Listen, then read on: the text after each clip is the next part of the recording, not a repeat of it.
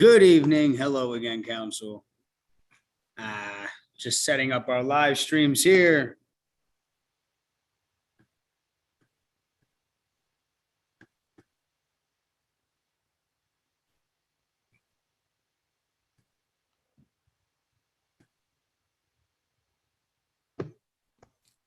Waiting for the rest of our team here.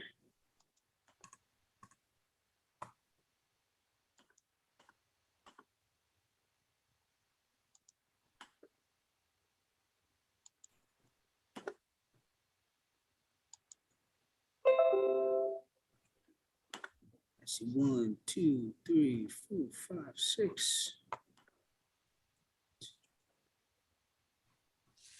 I think that's it. Sorry, Doug. I'm still having Zoom issues on my laptop, but I was trying to fix it, so you might see two of me for a second. All right, good. Again, I'm happy that you reminded me as to know that I'm not going crazy. All right, so we are live on YouTube, live on Facebook, starting the internal recording here. 1 second.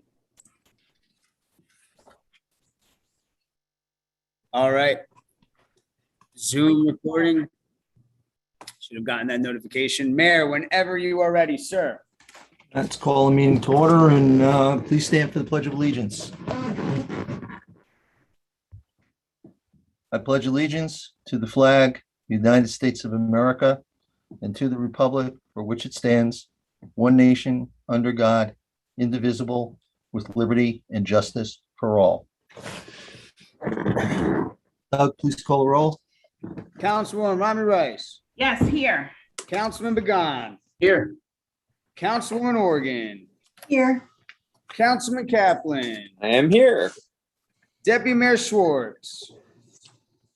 Deputy Mayor Katz. Mayor Dunleavy. Here. Adequate notice of this meeting has been provided by resolution number 226-2020, sending a copy to the newspapers officially designated for 2021 by way of resolution number 111-2020, filing a copy in the township clerk's office and posting it on the municipal building bulletin board, and the mayor hereby directs that this statement be included in the minutes. Thank you, Doug. Good evening, everybody, and welcome to the August council meeting. Some announcements tonight. Our township administration present. Dean Kaczynski, our township manager. Doug Roussillon, our township clerk. Clarence Barnes is back at the barn, at the building's maintenance worker. Ron Goodman, volunteer cable caster extraordinaire. And John Shadanian from the law firm of McCusker and Selmy, Rosen and Carvelli. The next televised council meeting will take place on Tuesday, September 14th at 7 p.m. The council meeting met in closed session to discuss the following: advisory board interviews, COVID-19 update, PSE&G diversion, swim club lease, personnel, Bergen County presentation, legal issues and or opinions on any item on the open session agenda, litigation updates, AUCC, and Oprah. And I have one additional rather sad announcement that I have to make. I got a call last night at about 9 p.m. There was a Teaneck Junior Soccer League Zoom meeting last night. And during that meeting, one of the members collapsed. He was taken to Holy Name Medical Center, but unfortunately, he passed away. Bill Burke, past president and longtime TJSL member, trustee member of the board, died. He was 56. He leaves behind his wife, Patty, his son, Ryan, and his daughter, Erin. Please join me in a moment of silence for a man who did so much for the children of Teaneck. May he rest in peace.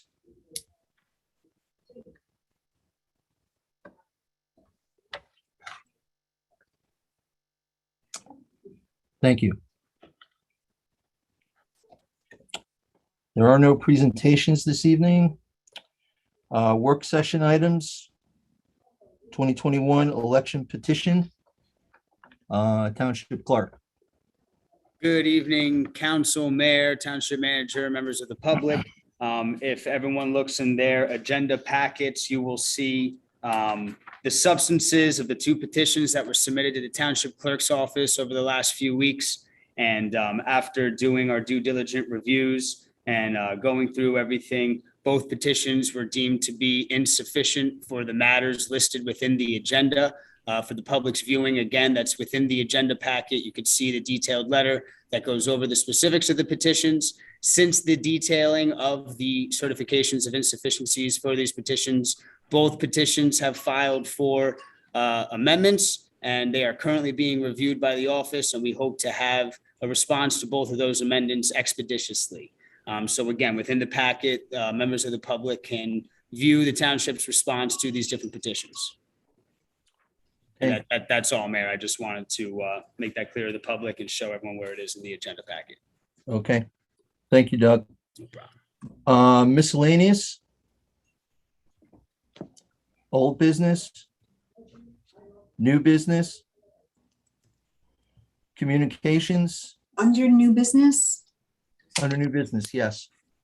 I'd like to nominate Rebecca Hurst to the Pride Advisory Board. There's a second? Second. All those in favor? Aye. You got, okay. All right, We'll have a resolution at the following meeting, Mayor. thank you. Teaneck Democratic Municipal Committee resolution? Yes, Mayor, I asked if we could have this placed on the agenda. It actually was forwarded to us last week. But due to the fact that it was, I guess, short notice, it was punted to this week. And basically there was concern from the TDMC. The letter states that there was concern regarding diverse appointments to our statutory boards and commissions. And there was opposition to the council resolution 214, as well as 215.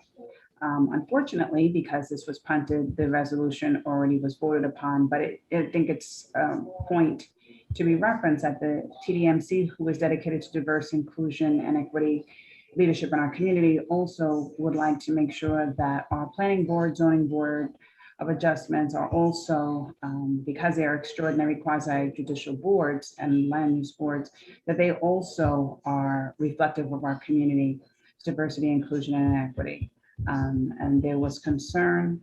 I know that we did have some discussion, but there was mentioned there's a number of whereases, but particularly this is part of our agenda, which can be found, I'm assuming, as part of the agenda, but particular points that note that the Teaneck community is a very diverse community of more than 40,000 residents, which include 20,000 women, as well as 11,000 residents who are Black, 6,500 who are Latinx, 3,500 who are Asian, none of whom are included in the 8 appointments to the full voting board. And I just think that it's a point of making reference to how can we do a better job of service in our community to be more inclusive of our diverse community. They wished to ask for the township to commit itself to be reflective of the full diversity of the township and make all future appointments to statutory boards and advisory boards reflective of our wonderful diverse community. They also asked to remedy the wrongs of the current resolution by tabling the action at the time. But unfortunately, this was not read prior to the meeting. But I did want to make sure that we did have an opportunity to hear the concerns of a number of committed residents who also happen to be participants of the Teaneck Democratic Municipal Committee. Any comments? Councilman Kaplan? Just the only comment I have is in the interest of full transparency, because obviously with a 9-member board with 2 alternates, not everyone can be renewed during the same year, and they are staggered for that reason. Can you also provide, Councilwoman Rice, the number of people of color that are on the boards so that the public can know? Councilman Kaplan, I simply read the letter, the correspondence that was submitted. I'm sure you have access to that information. As you mansplained to me at the last meeting with regard to why so many women are not available. I think that the letter points out, and as many community members would like to know, that we do a extensive job in making sure that we attempt to make these statutory boards a better reflection of our diverse community. I Also, am, I would like to point out that we did have a Black female who was removed from the council, who actually gave us an opportunity to check two boxes, a female who also happens to be a Black woman.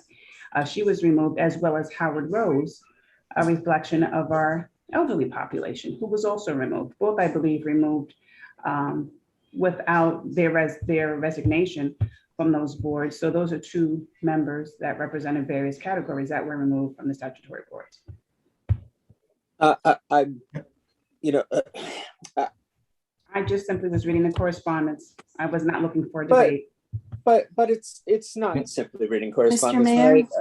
Right? No, I'd like to, finish my comment because I was a bit Ethan cut off and there by Karen. Councilwoman Rice. The problem we have is we as a council go and pick together who serves on these boards. And it's easy to come here and say, oh, they don't have enough Jews. They don't have enough Blacks. They don't have enough Hispanics. They don't have enough this. They don't have enough that. But if you look at a snapshot of, 1 year when somebody wasn't of a particular race or ethnicity, you miss the big picture. And, when you go and take a look at our actual board, and you see people from all races, from all walks of life, from all areas of our township, from diversity of thought, from diversity of opinion. It's not mansplaining to go and ask what that greater picture is. If you're going to choose to go and bring the diversity of our boards as a topic to the public, it's basic decency to discuss what the diversity of those boards are. It's a fundamental issue when you're basically chastising this council on how they pick the board members. Now, when you go and take a look at the boards, do they have Black members on it? Do you know? I mean, these are the questions that we should be discussing with the people and it's not mansplaining. I'm not trying to, score points on you. I'm trying to say we shouldn't pick and choose a letter that, is clearly out to go and attack without discussing the broader implications of how we go and choose things. Now, I think a little transparency in that regard is appropriate. Let's be fully transparent, shall Well, we? hold on. Councilmember Organ. Mr. Rose can be described as an elderly gentleman. He can also be described as a white Jewish gentleman. And what this letter and this committee has done is it's actually taken people and put them in boxes. So Ms. Belcher was a female, is a Black female, but she was also a candidate for council. And we're trying so hard to be appropriate and not put ourselves in little boxes. And at the same time, we're putting ourselves in little boxes. The word mansplain came up four months ago by a member of the township who looks all the time to criticize anyone for anything they do. I want my colleagues to speak to me like I'm a person. They speak to me wouldn't like that I'm be a wonderful? person. I always speak to you like you're a person and you I speak to appreciate me that. that way. Absolutely. And I want them to tell me when there's an issue. I don't want them to treat me like a female differently than they would treat each other. And I don't feel they do. And this word has been used over and over again. You argue with a female on Facebook and they come out and call it sexism or genderism. Like that needs to stop. Putting people in boxes need to stop. The people that are serving on these boards are serving on these boards because they are nominated by the people on council that have been elected by the residents of the township. And so we can describe them any way we want. We can classify them any way we want, and so can the public. But at the end of the day, these are people that we feel, because we were elected, serve well in these positions. And it's getting aggravating, like enough already. I just have a quick question. You mentioned Denise Belcher because she was running for council. Wasn't that the same for the majority of the people on this council that were on the planning board and then also ran for council? Just curious. Yeah, but when she ran, and someone stood up and said, vote for her because otherwise I will be the lone voice of justice. That is politicking, that is politics, and that's what happens. And yet, when we're all here, we're now all in our capacity trying to serve the township in the best way we can. I have worked with you on any subcommittee I'm on with you to the best of my ability. I'm just tired of outside forces coming in and making this about something that it's not. And I really got to. This letter was unworthy of them. I really want to Go speak ahead. to the whole election thing if I can, because it gets twisted a bit. Marty Kramer was on this council way back when, and the issue came up sort of in reverse. At the time, they were claiming that Jews were being dismissed from the planning board, and he sat sort of in the opposite role, being accused of getting rid of Jews from the planning board. And he went and said that when you go and get elected, you get elected based on the thoughts and ideas, the philosophy that you put forward. And when you go and choose people to serve on boards, people who share that philosophy are literally what you should be trying to put forward. So when someone goes and runs for election with an alternative philosophy, there's a reason why that kind of person is not going to be chosen, certainly by someone like me. And it's not because she's Black or a woman or even ran against me. If she ran against me sharing ideas that I thought were important for the town and planning, that would be someone I would want on the board. But when you go and share a philosophy that's diametrically opposed, that I disagree with. And, I can call specific votes when she votes to allow a subdivision of a property into 2 50-foot lots, even though the master plan and the ordinances say it's against Aaron it. Organ also voted that, on as well. that's a big problem for me. But I you're asking absolutely me. did not vote No, on that. she- I voted against never it and I did. spoke vehemently against her. That is a Okay. lie. So perhaps All right. you didn't, but the majority But, of all right, clearly all right. it If you passed wouldn't because the mind majority And letting me Mr. voted Rose for it. did. Can I finish my sentence, ma'am? Guys, one at a time, Yes. one at a time. Thank you, Mr. Mayor. Okay, But Keith has the floor, then Karen, then Javon. the real point here is that there's a substantive argument and there's, the, for lack of a better term, crap. And the substantive argument is that people have different philosophies when they go and choose what's going on.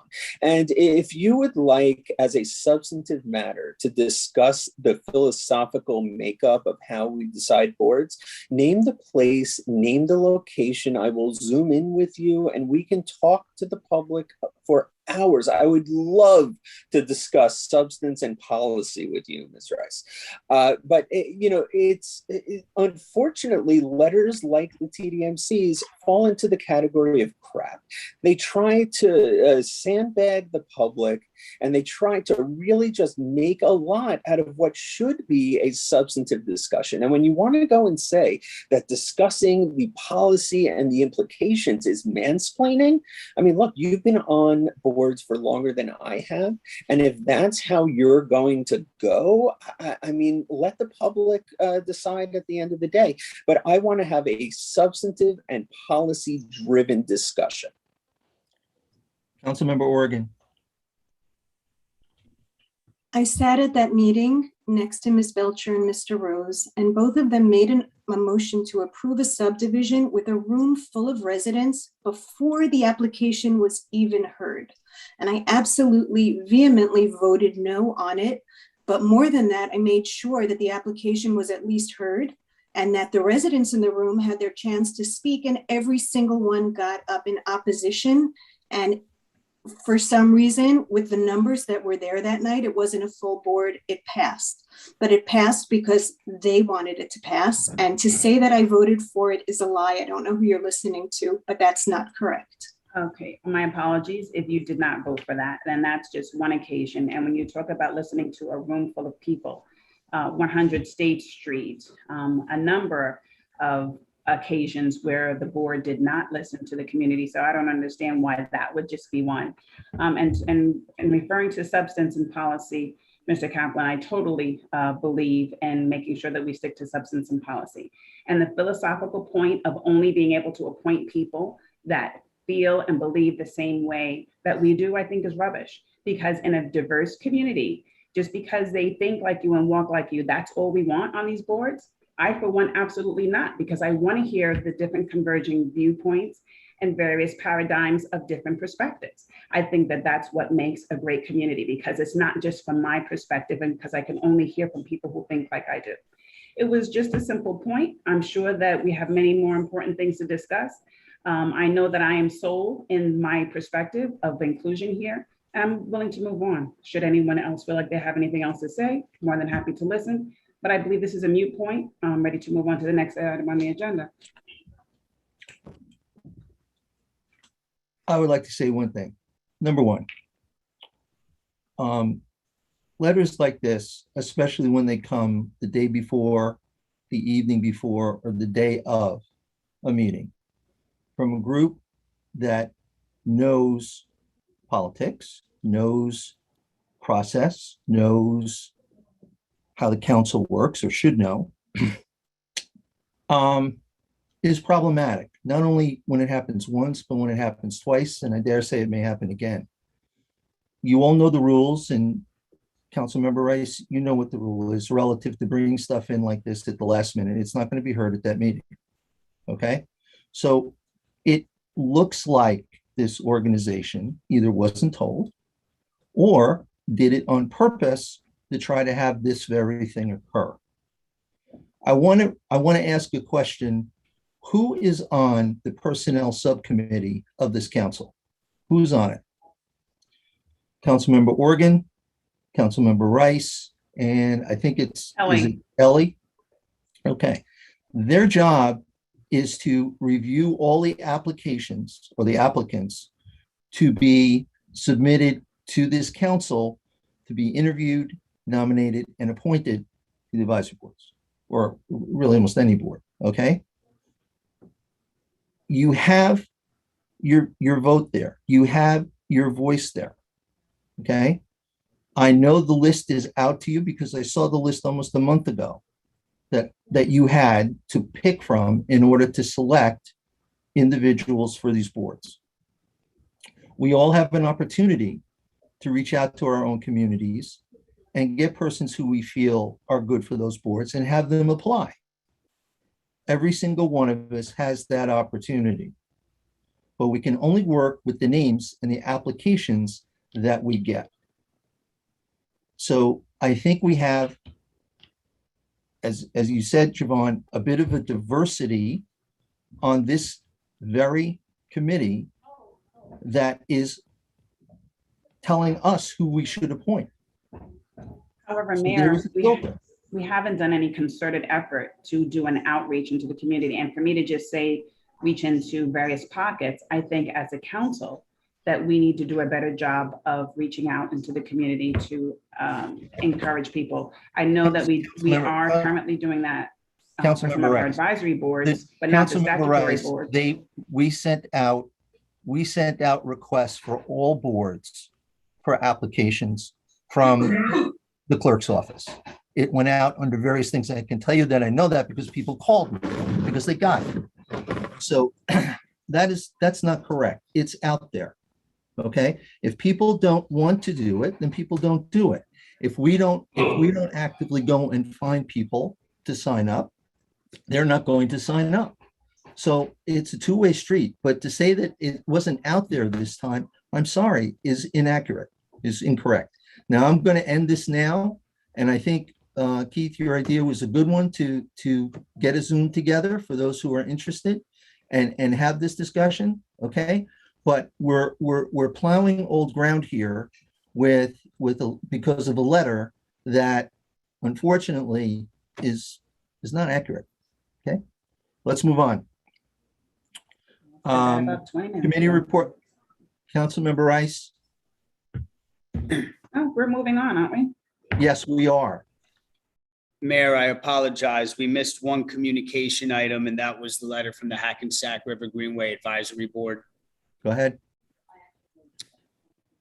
Who put that on? That was something that Dean and I put on together, the township manager. Mr. Kaczynski, did you want to go over that quickly? You're muted, sir. Sorry. You can review it, Doug. really what it was. Let me pull it up precisely. It had to do with a 50-foot buffer at the DPW site Correct. and I forgot, what was the There other were one? 2 locations. Yeah. Oh, burial ground? No, it's actually, It The recommended Presbyterian. it recommended 2 sites along the Hackensack River. Right, One of which Protestant was a Lutheran 50-foot Cemetery. buffer along the river at the DPW yard. And the second one is at 1526 River Road, which is designated as the Protestant Lutheran Cemetery. That's what it's designated as on the tax records. So this was really just a suggestion from one of our advisory boards to council for consideration by council and the manager. Okay, so do they want us to designate these or what do they want us to do here? I'm a little confused with this Yeah, letter. they want council to consider increasing the designated open space at those 2 sites. and also can I add as the liaison to this committee that they have been for a long time working on a contiguous section along the riverfront. And these 2 pieces of property would be able to add to the current existing pieces that they have to add to that contiguous piece of the riverfront walkway access to the public. Okay. Any other discussion or, Yeah, Mr. Mayor, yes, just in terms of the DPW site, as you know, we're in the initial talks about doing the environmental rehab there. Not the right word, I apologize. A remediation, I apologize. Environmental remediation, possibly looking at other DPW sites. Whatever we do with DPW on River Road, I strongly encourage us to create more access, but committing to anything at this time, I think would be premature. I would just like to hope that we take into consideration, since that piece of property may be available for sale, that we would try to make sure that we have this consideration in mind if that property should go up for sale.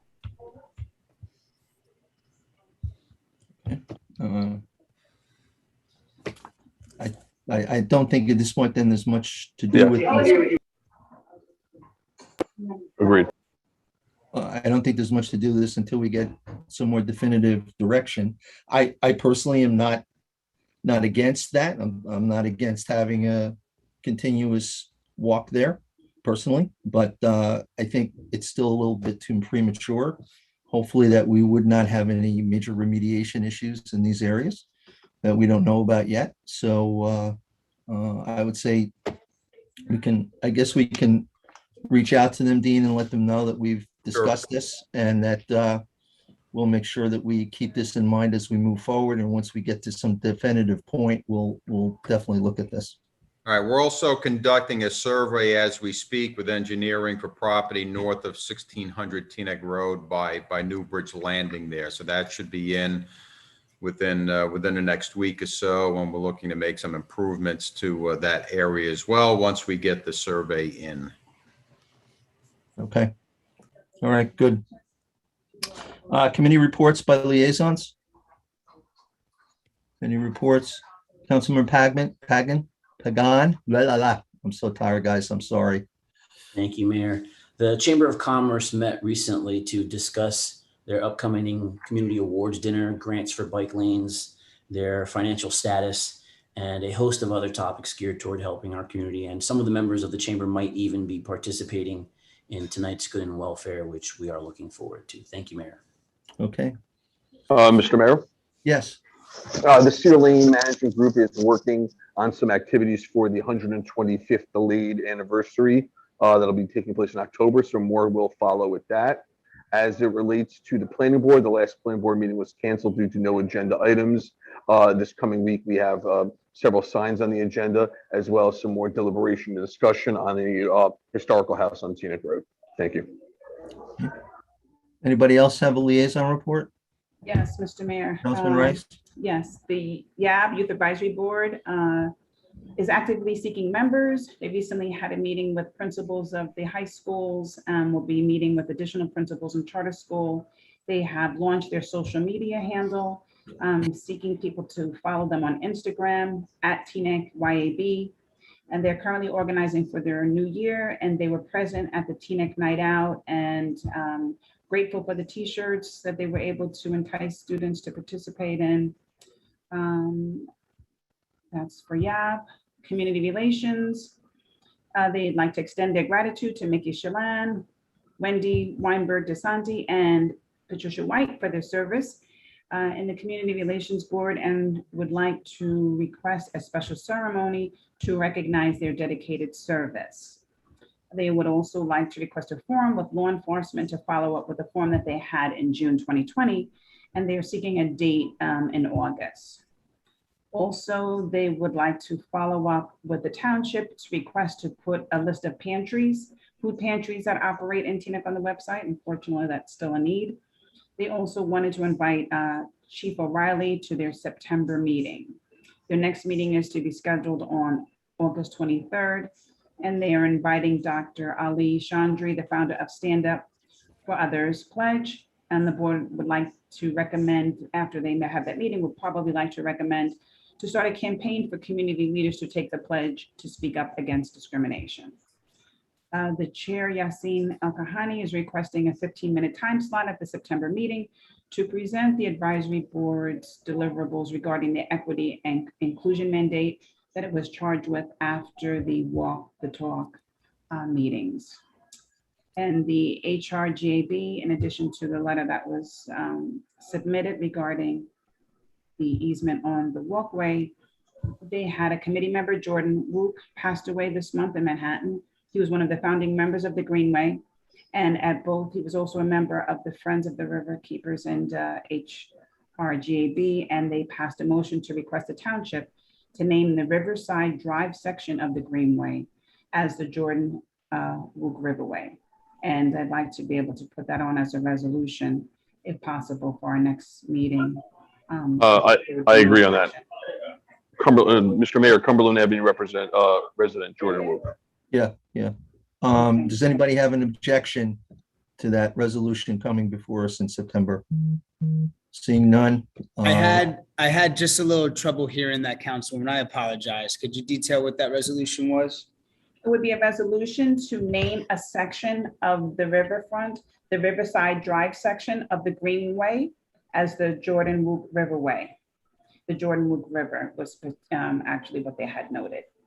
So they wanted to place it as a resolution for council. So is this a street renaming? No, this would be a section of the riverfront, Oh, okay. the Riverside Drive section of the Greenway.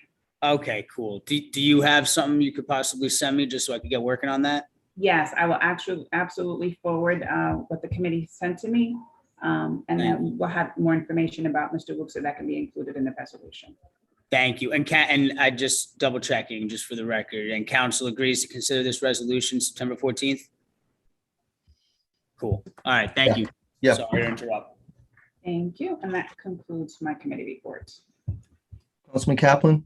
Yes, so regarding the library first, it is my sad duty to inform that the director of the library, who has done amazing things since coming here, has announced his retirement at the last meeting. So he has found a lovely job close to home.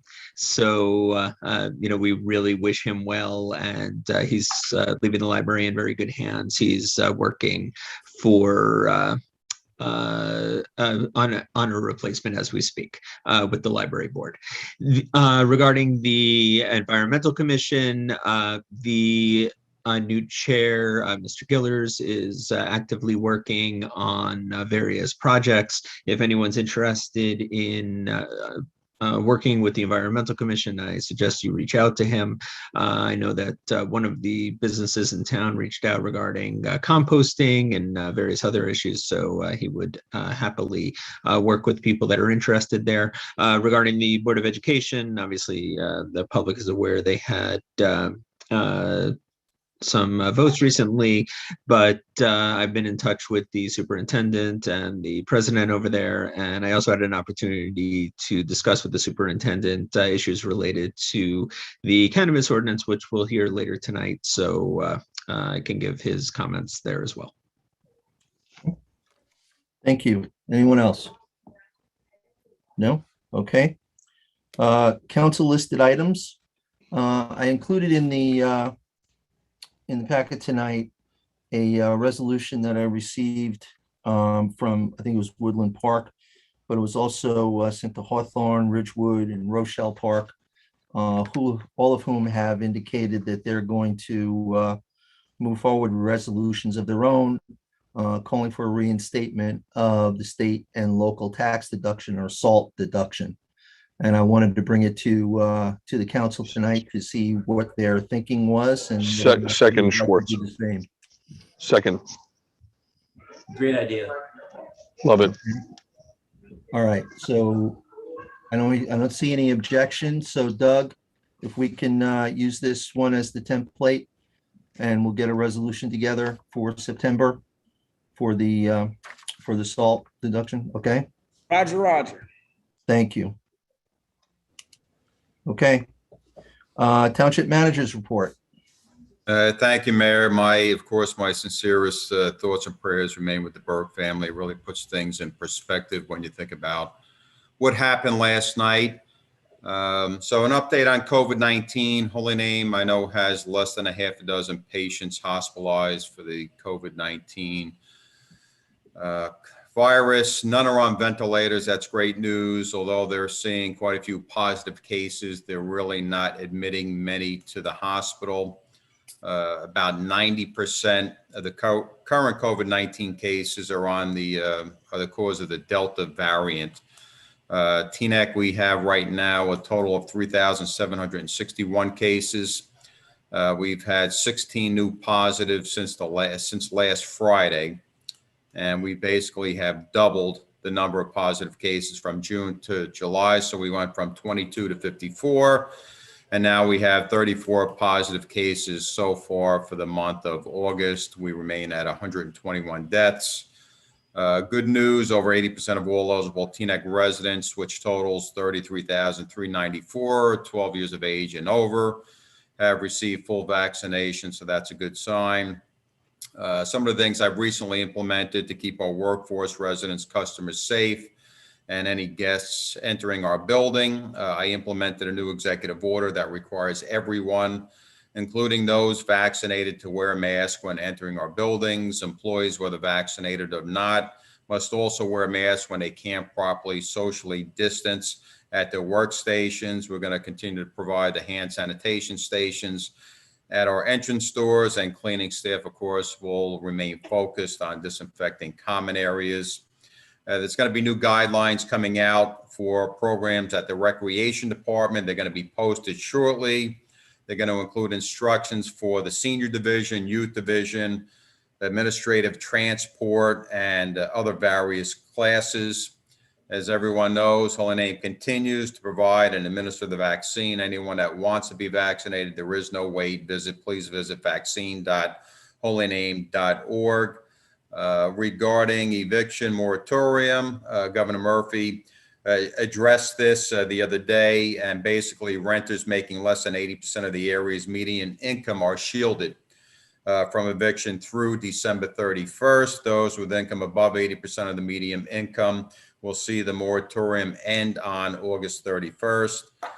I continue to encourage residents to sign up for township alerts by visiting our website, www.tnecknj.gov. On the left-hand column is a sign up for alert tab. Please do so. You're going to get alerts such as severe weather in our area, COVID updates, mosquito spraying updates, and other messages that are certainly essential to our community. My office is planning a 9/11 ceremony, which is going to take place this year on Saturday, September 11th at 8:30 in the morning, in remembrance of all the victims of 9/11, especially the 8 Teaneck residents who perished 20 years ago. What I'd like to do, we're designing a flag, a special 9/11 flag, and what I'd like to do, it's going to have the names of all the Teaneck residents who perished that day, but I know we generally don't raise different flags on the municipal green. I certainly would like to, with the police honor guard and the bagpipers, to raise this flag on the municipal green that morning during the ceremony and possibly keep it raised for the period of 1 year. So we're looking to do that. So that will be, more information will be coming out Saturday, September 11th, the ceremony starting at 8:30, which will be the flag raising, followed by the services. I recently promoted William Brittingham and Steve Ramirez from the police department to the rank of sergeant. They take the places of Jeanette Williams and Zoraida Lopez, who recently retired. Our social services specialist, Alexander Serbone, starts his employment with the township on August 16th. His office, rather than being stationed at the Rota Center, will be located in the health department at Town Hall. Also on August 3rd, we conducted the bond sale for Glum Point settlement. The winning bidder was Bank of New York Mellon. That came in at 1.197% for the term of the loan, which is 10 years. I think we fared very well and consistent with our good Moody's rating. Some of the projects going on, I want to update everybody. Safety surface is going to be placed in all the playgrounds very shortly. We expect a delivery of that product any day now. The 2020 road resurfacing program is in full swing. We're actually ahead of schedule. Residents are encouraged to monitor the township's website for the schedule. Milling and paving is going to be taking place in a southeast area of town very shortly. As mentioned at past council meetings, engineering set up a customer service number, and that will address any issues that residents have. And that number to call is 201-345-4647. Again, 201-345-4647. Press option 4 in case any residents have any issues with the milling and paving. But please monitor the website for updates to the schedule. Oakdene and Morningside is one area we're going to resurface and pave. That's a DOT project that we received grant monies for. That project will be going out to bid, and we're hoping to award it by September 14th. The Hawthorne tennis courts are basically complete. It's going to be a hybrid, and the only remaining work is the painting and striping so that it's a hybrid for tennis and pickleball. Municipal parking lot is complete. All the striping was recently done. I'm also going to be placing portable speed bumps in the municipal lot on several occasions while crossing the municipal parking lot. I've come close to getting hit by cars, and people that turn in from Cedar Lane are not abiding by the speed limit for the parking lot. So I'm purchasing 10 portable speed bumps. A couple of them will be strategically placed in the municipal lot. We will have the other ones on hand in the event that we need to use them. Again, they're portable, removable. They will not be in place for any inclement weather. Tuyum Park is prepped and prepared for our new playground equipment, which should be coming in at September. The work on the municipal building roof was awarded. I anticipate work to begin within the next 2 weeks, which is great news. We're going to replace all the existing flat roofs, including the one above council chambers, along with new downspouts. Once the work is complete, we can repair some of the issues that we had in council chambers and in the hallway. The bid for the new municipal building windows is going to go out in September as well. All windows in that old building side of the building are going to be replaced, which is good news.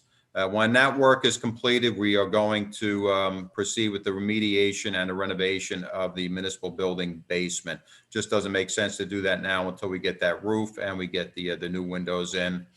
Work at Fire Station 4 continues. We're going to be performing infrared tests on the roof to that building. We've had some issues, and we're going to correct any related water issues inside the Bay Area. And we're putting out the bid for interior renovations in September or October. So we'll be getting that building in better shape. We will accept delivery of the new Phelps Park bathroom in March or April of 2022. The existing structure there is going to be demolished, and a nice new 3-station bathroom with amenities will replace it. So again, we're going to wait until March, beginning of April, to accept it. Once the harsh weather is behind us. The preliminary design for the band shell is complete. All plans are going to be finalized in the spring, with work commencing shortly thereafter. I'm optimistic that we should have the new structure in place for the beginning of the summer programs there. It's really going to be a nice building that's going to serve many purposes. So I'm looking forward to that.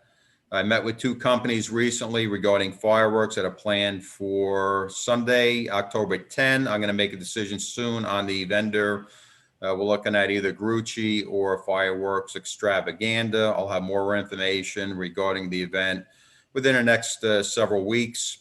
Municipal drop box, I get these questions all the time. It can be used to drop off your taxes, and it can be used for any municipal purpose. So I encourage residents, rather than come inside, use that drop box whenever possible. I'm also purchasing dog decoys. Are going to be strategically placed in some of our parks that are experiencing a high presence of Canadian geese. We're going to see how they work, and if they do work, we'll get some additional decoys and place them in some of the other parks. I know some of the facilities down at Voti with the geese droppings, it's not in good shape there. Our partnership for energy efficiency continues with PSE&G. They continue to do upgrades at our buildings, fire stations, the police department, recreation department, and Sportsplex. Other buildings will be updated once that work is done as well. I'd like to thank the police department for their efforts on National Night Out. I thought the movie in the park was a nice event. Next year will certainly be a little more robust. It was a little scaled back this year due to the coronavirus. CSX, I was informed about a couple awards that we got. CSX gave us $10,000 actually to the fire department to use as needed for equipment. And we were notified late this afternoon by Governor Murphy's office that Teaneck and Hackensack were awarded a LEAP implementation grant funding in the amount of $218,693. Now that money's got to be used exclusively for the purpose of implementing a shared dispatch service with Hackensack, and that's what I've been discussing. So this money certainly will help with fiber optic and implementing that shared service with Hackensack. So Hackensack eventually would do the fire dispatching for Teaneck, and there'd be a unified response to Teaneck and Hackensack calls.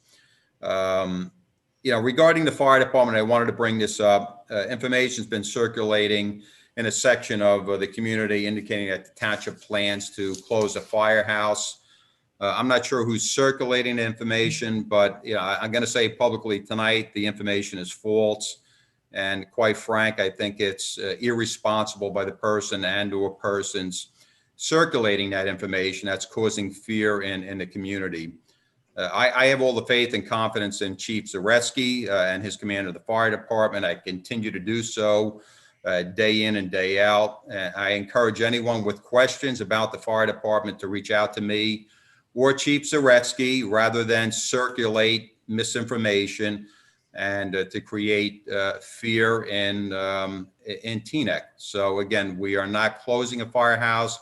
There hasn't been any discussion of closing a firehouse. I do not have the authority to close a firehouse, and this would be something that I would certainly discuss with council, and council would be aware of prior to taking any action. So again, I'm a little disappointed in that misinformation being circulated. And again, as I said, quite frankly, it's irresponsible.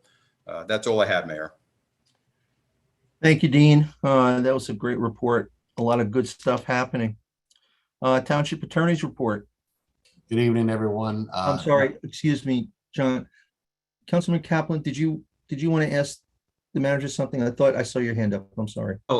He had asked for permission about flying the flag for those that perished on 9/11. And while our ordinance does indicate that it's only the American flag and the POW MIA, I would certainly consider every soul who perished due to COVID, and certainly MIA in this context, and whatever necessary permission he has to honor the people that we've lost in our township, I would certainly give to him, whether it's 9/11 or COVID.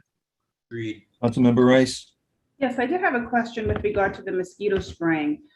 Dean, is there a way to find out how we can get other areas of the township sprayed? I know it was mentioned that they particularly choose areas where there's a large population of mosquitoes, but it seems like near Voti Park where we have a lot of water and stagnant water there. I'm just wondering how we can pursue through the county to get other areas of the township besides the West Englewood section of town to be sprayed.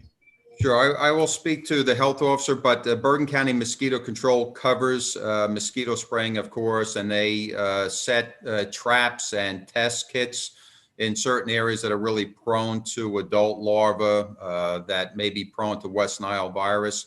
Those areas that were recently sprayed, I guess, gave indications of what they were unfortunately looking for. So that's the areas that were treated, but I certainly can have our health officer reach out to mosquito control and just put Voti Park on the radar if it's not already. They may have tested that area and found no indication, but I'll certainly find out, and I'll give you a call tomorrow.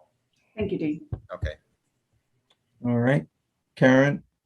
Just to touch on the COVID report, my 36-year-old brother-in-law in California did not get vaccinated, and he's been in the ICU for 4 weeks, a week of it on a ventilator. And it is so easy to get the vaccine right now. You can get it right away when you make up your mind. Restaurants are starting to require proof.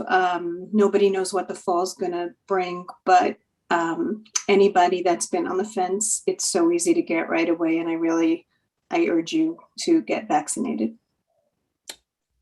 I want to reiterate that completely because I see it every day. I'm sure Karen sees it as a pharmacist. The only way we're going to beat this is to make sure that the rest of the people get vaccinated. Otherwise, people are going to be carriers.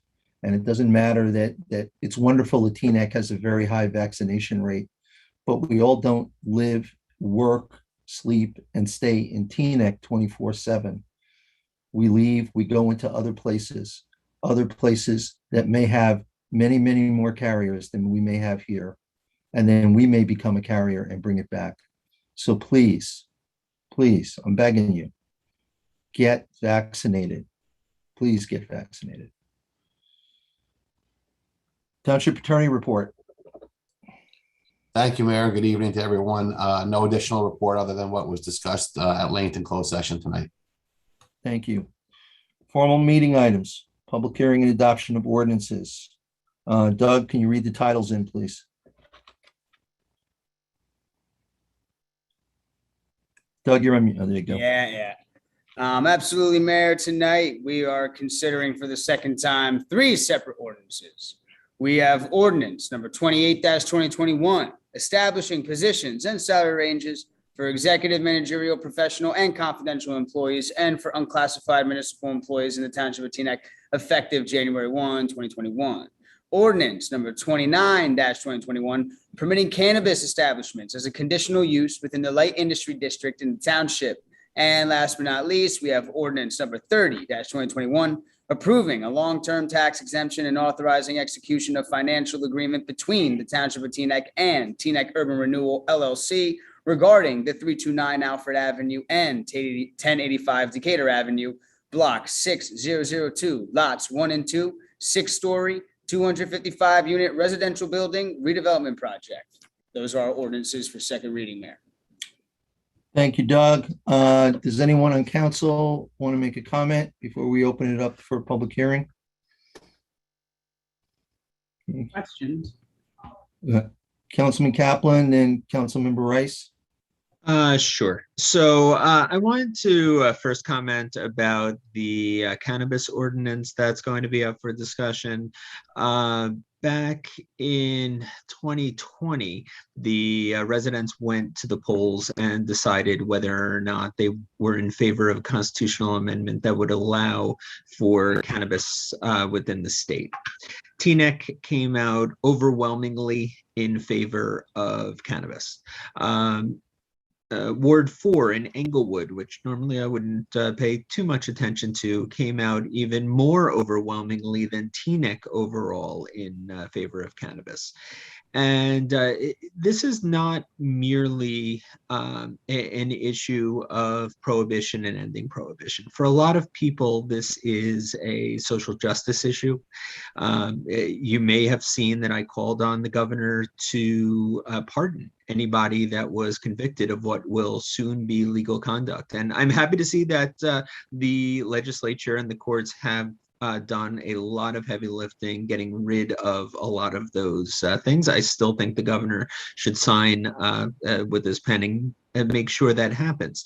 But one of the things that our ordinance does, which is important, is allows some form of cannabis sales pending the final rules that are being created by the state. And the reason that's important is something I want people to consider as they have a discussion on this ordinance.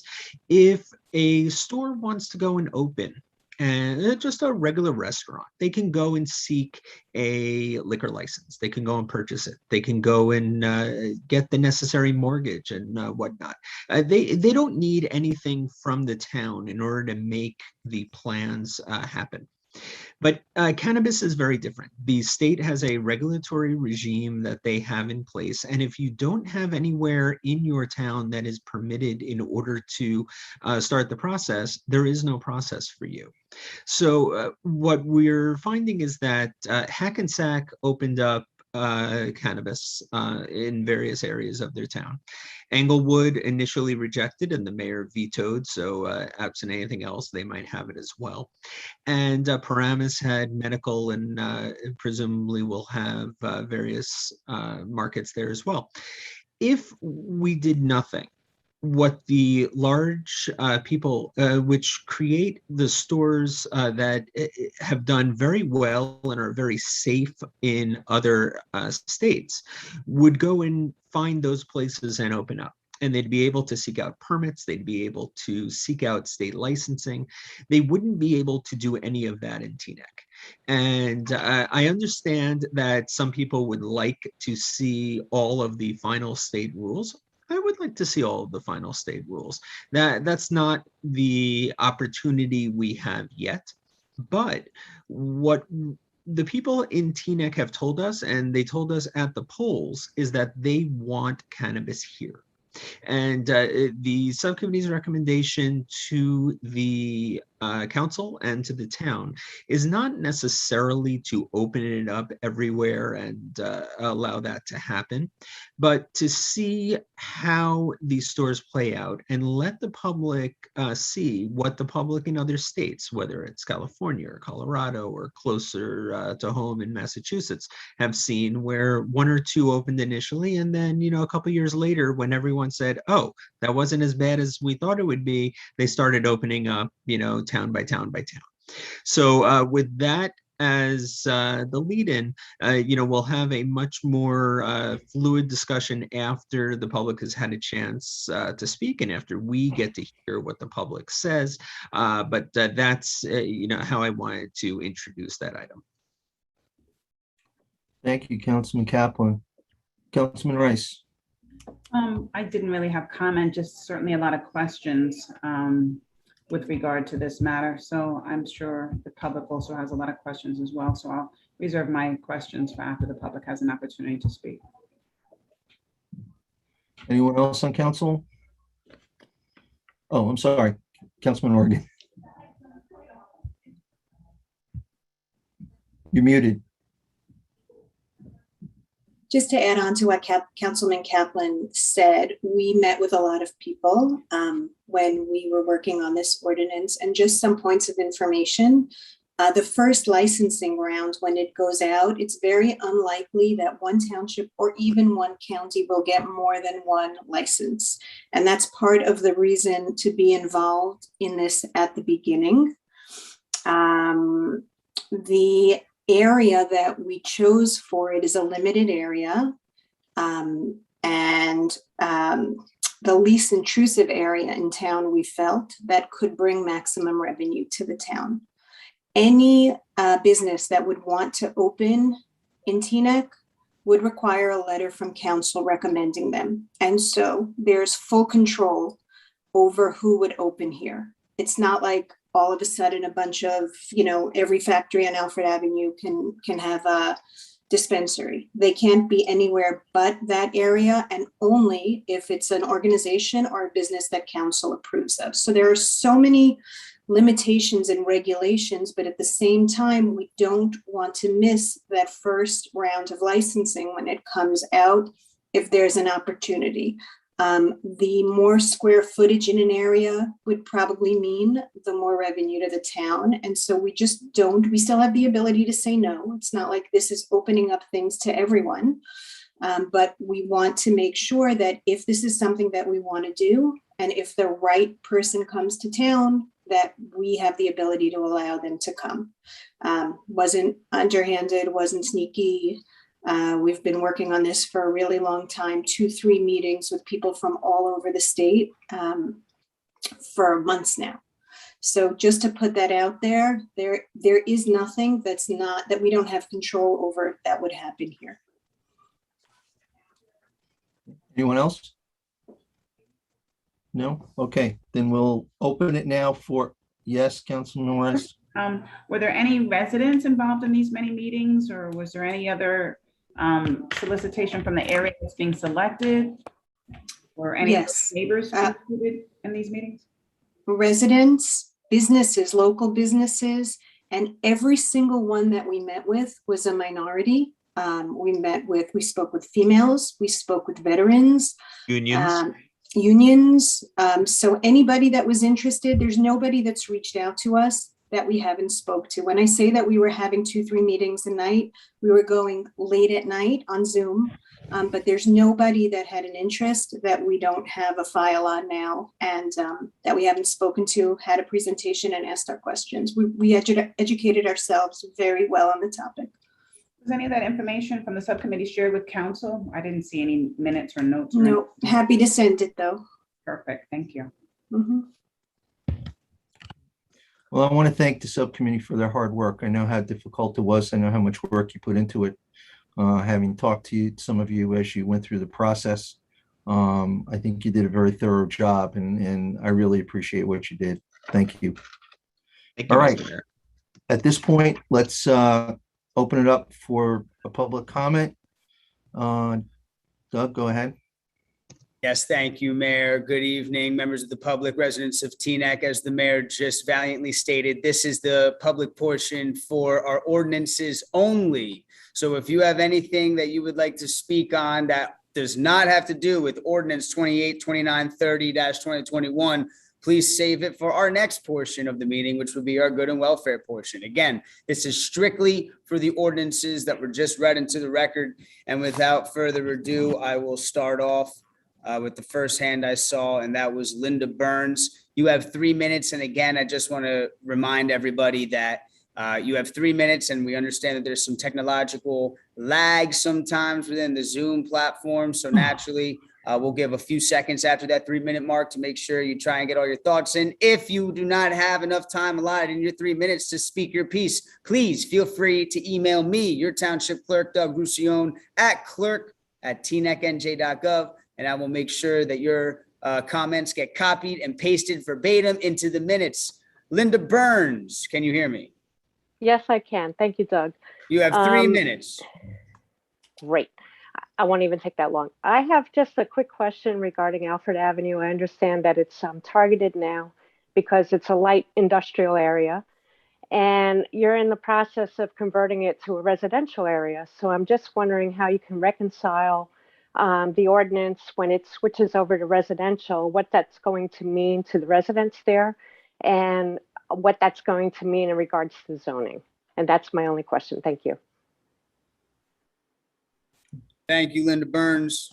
I will bank your other 2 minutes and 30 seconds. Next up, we see Sandy Silverberg.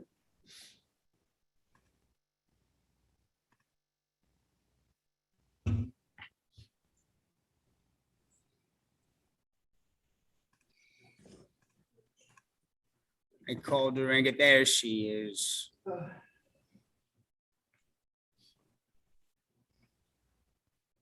Sandy, you muted. Please don't. There she is. Hello. Oh, she's at the beach. Hello, Sandy. Can you hear me, Doug? I can hear you loud and clear. That beach looks I beautiful. can't hear. You can't hear me? Can't We can hear. hear you. We can hear you. We can hear you. Yeah, Yeah, we okay. can hear you. 3 I minutes. can't hear you for some reason. Good evening, council. Good evening, Mr. Shabanian and Mr. Town Manager. I actually didn't come to tonight's meeting about this particular issue, but I want to speak a little to it. I am one of those people, even though I'm from my generation, who's foursquare against selling recreational marijuana. I believe in decriminalizing it, but I really don't want to see a dispensary coming to Teaneck. I'm of the opinion that pot is a gateway drug. I have friends who work for public health organizations in the city of New York, and it's statistically significant that most people who graduate to other drugs started with cannabis, although people who start with cannabis don't necessarily graduate, thank God, onto other drugs. I'm a little concerned because there is no current sobriety type field test for people driving under the influence of cannabis. So I think that there are, we got ahead of ourselves thinking that this was some kind of cash cow that governments could tap into. And I really, I'm quite concerned to not see that happen in Teaneck. And that's about it. I thank you very much. Thank you, Sandy. Bring in Mr. James Veach. Mr. James Veach, can you hear me, sir? Please unmute. Thank you, Mr. Clerk. Can you hear me? Loud and clear, sir. 3 minutes. Thank you very much. I'm here speaking on behalf of the Teaneck Democratic Municipal Committee. The committee urges the council not to enact ordinance 29-2021, creating a commercial cannabis district in a single block adjacent to a to-be constructed 255 unit apartment complex and just off Route 4 East and West and their exits. The TDMC took this position last night, and as soon as we voted on it, we sent a letter to the council and asked that it be added to the agenda. It wasn't done, that wasn't done, but I'll ask the clerk to attach the letter to the minutes so that the residents can read that letter and make their own determination whether it is, in Councilperson Kaplan's words, crap or something worth reading. Please note that the TDMC supported the decriminalization of marijuana. And the TDMC does not oppose the sale, the commercial sale of marijuana, cannabis. But I take exception to Mr. Kaplan's comment that the voters, when they voted to decriminalize, were overwhelmingly in favor of cannabis. That's not true. Many of them were like Ms. Silverberg. They have real serious questions about whether we ought to be selling cannabis and where we should be selling it and whether they should be selling it in their communities. But the TDMC is not opposed to commercial cannabis. What we are opposed to is the way this ordinance has been drafted. Now, just as background, 50 to 70% of the townships, towns, cities in New Jersey are opting out of commercial cannabis at this time.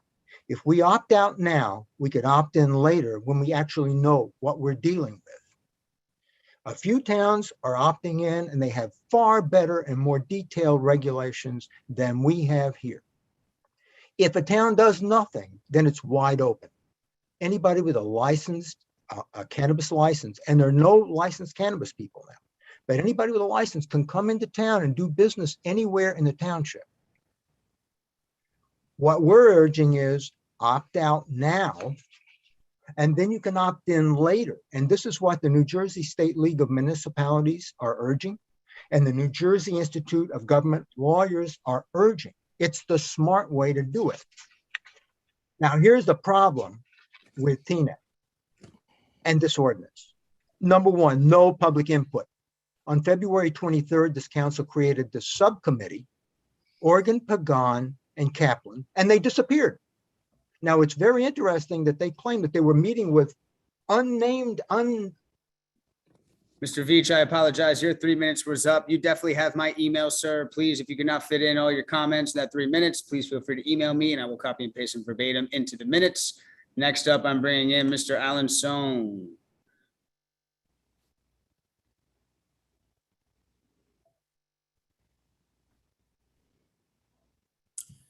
Can you hear me?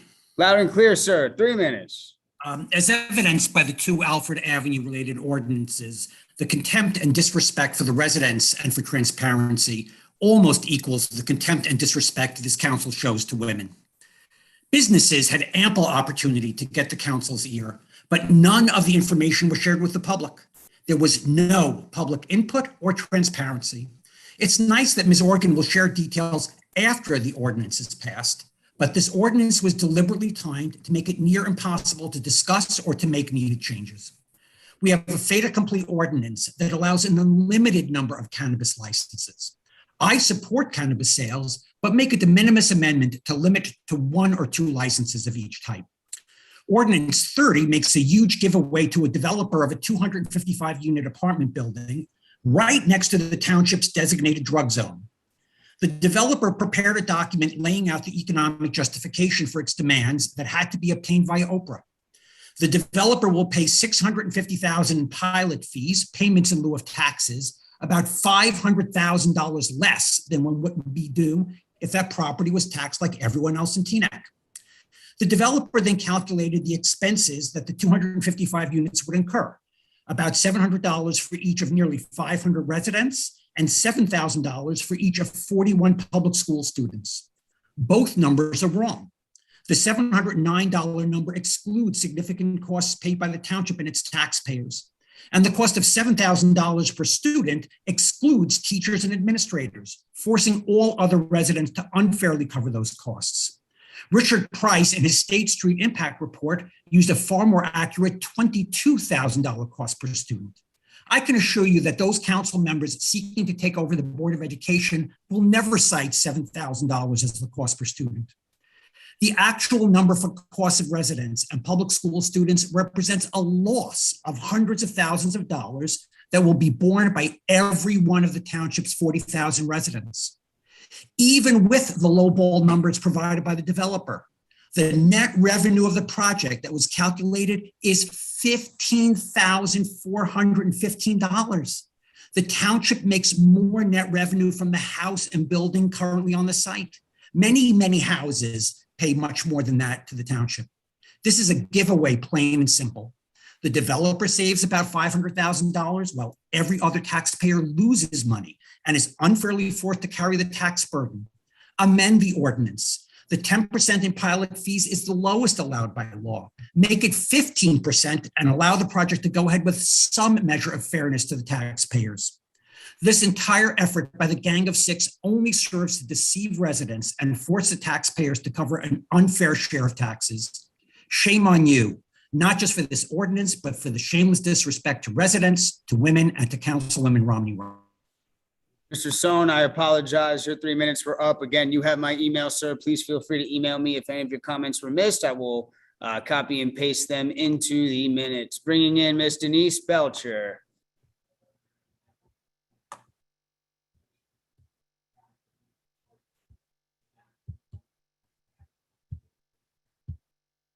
Give it just a minute. Gotta love our high-speed technology.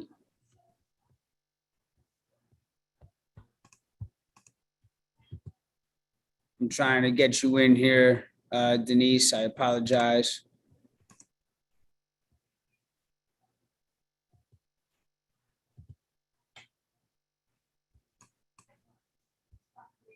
Ms. Belcher, can you hear me?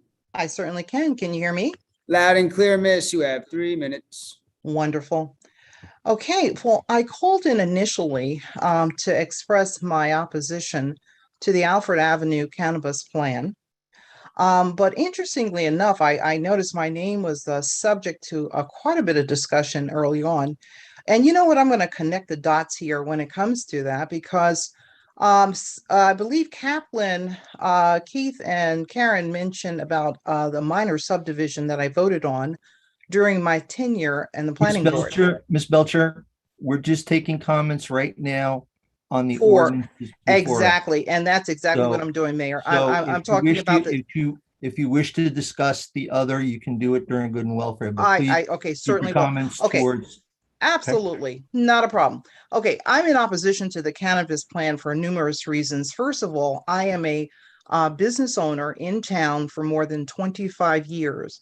To date, I have not heard of one town hall meeting, no requests for information or business owners coming together to discuss, or residents for that matter, coming together to discuss this plan. So I know that Karen had said that there were several meetings being held, and I'm just curious who were at these meetings, who were invited to them, who was representing, and which communities were they representing. As a business owner in town, I feel it's important. This is a major development for us to be, as a township, even entertaining recreational cannabis use. I think it is not indicative or representative of our community. And clearly, I mean, you guys sound like you've been having meetings, but I don't know anyone that's been at any invited to any one of these meetings. So I'm curious as to, when you say the right people, who are the right people? Who are they? And you've mentioned also that you've met with these people. Who are these people?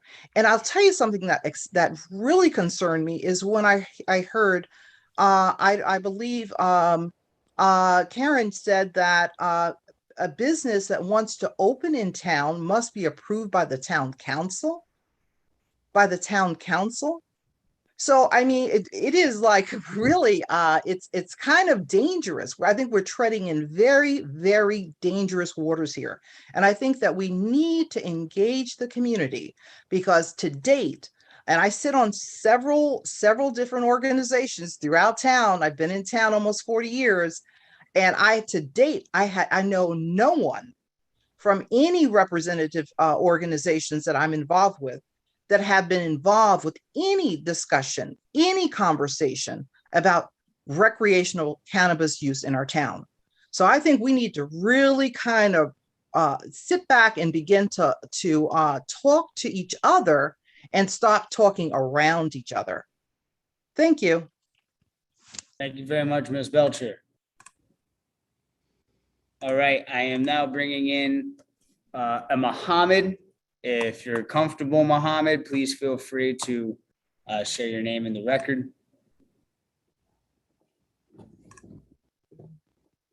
Can you hear me, Mohammed? Can you hear me now?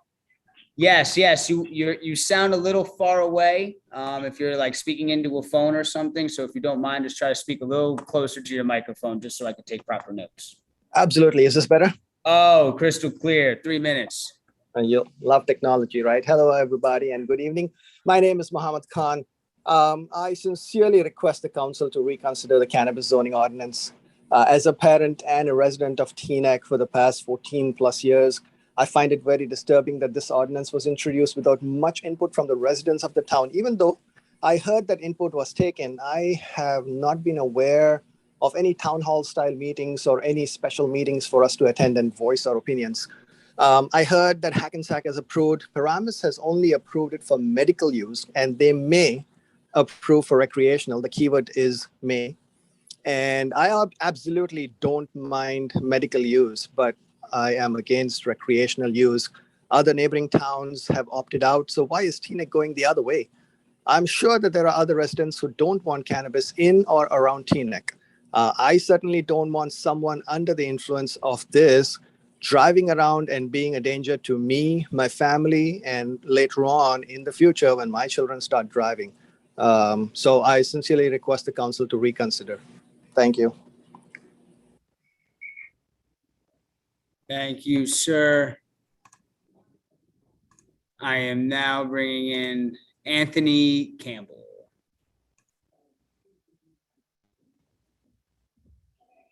Hello, Anthony. Can you hear me? Hello, can you hear me? Yes. All right.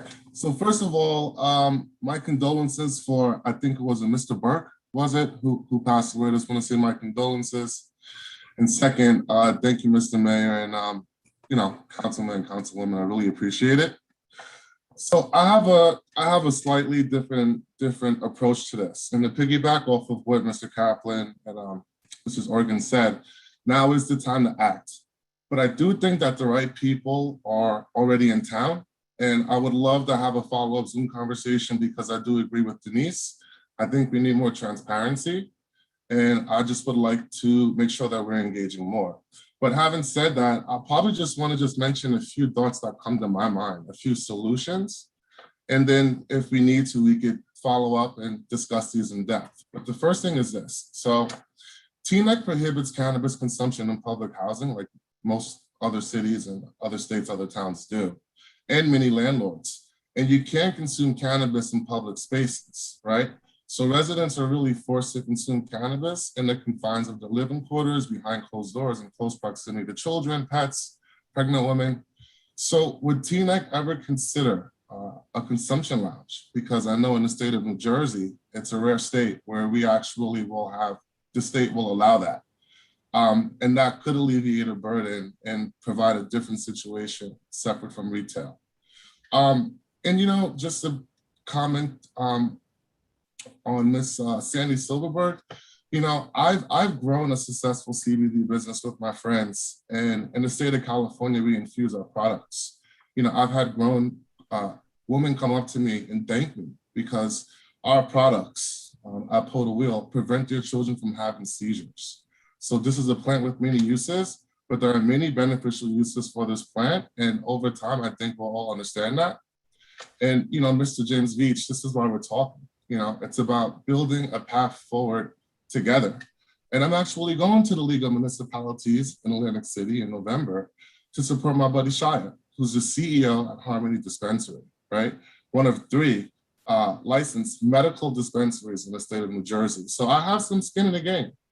And finally, just to Mr. Allen Son, I don't think you understand the positive tax benefits that could arise from having a successful establishment in TNEC.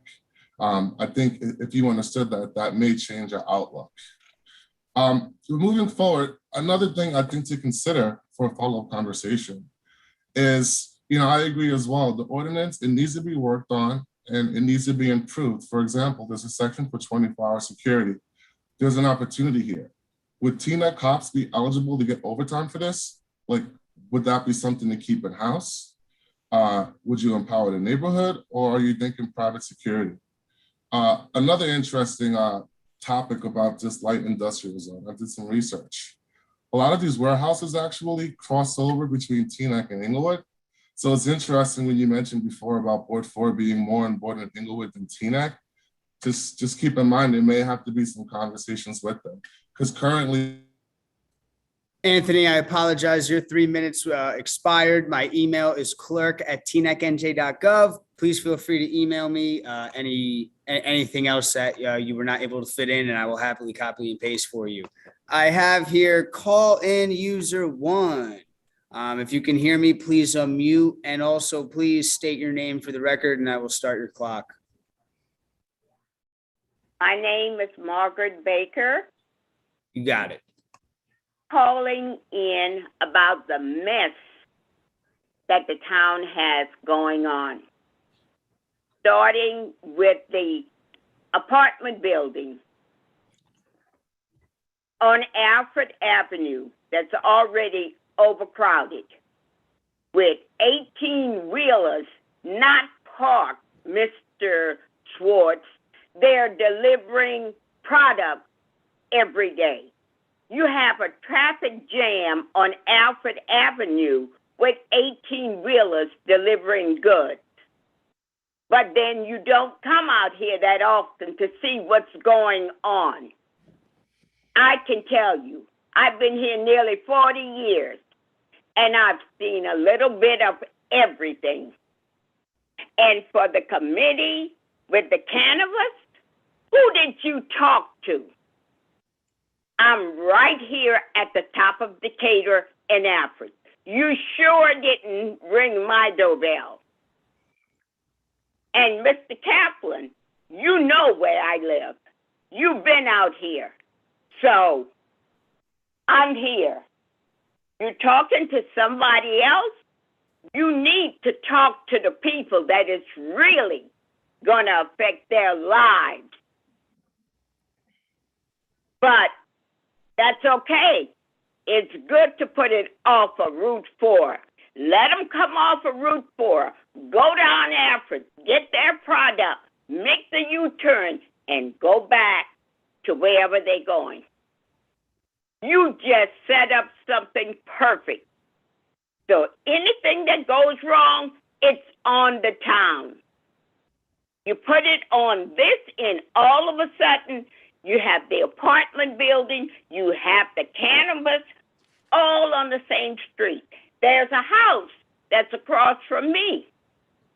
There were people in there up until 2.5, 3 months ago. All of a sudden, they're gone, and the house is up for sale. The house belonged to a resident in Teaneck who either sold it to the town or sold it to the developer. So we are residential, and you want to make it like industrial. The plants have always been there, and I was aware of that when I moved out here. So if you want to think Teaneck is going to keep the name of suburban Teaneck with diversity, put up a cannabis place and put up an apartment building and see what you're going to have. And all the years I asked for a sign that said, "Welcome to Teaneck." Well, you put one up.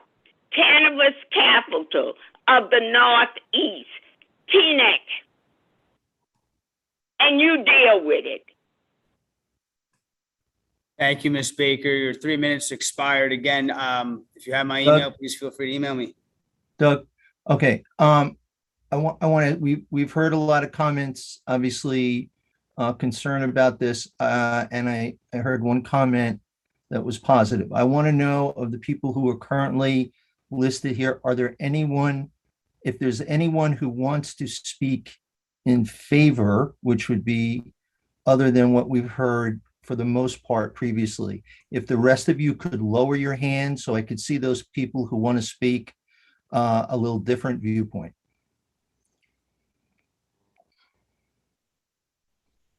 Again, just to be clear, the mayor is asking if there is anyone in support of the aforementioned ordinance, please keep your hand raised. If you are not in support of the aforementioned ordinance, please just lower your hand for the time being, just so we can see a count.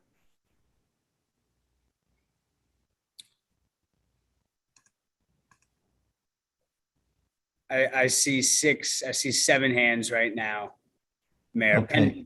Pending that they are replying to your request, I see 7 hands. So I'm assuming that these people want to speak in favor of the ordinance.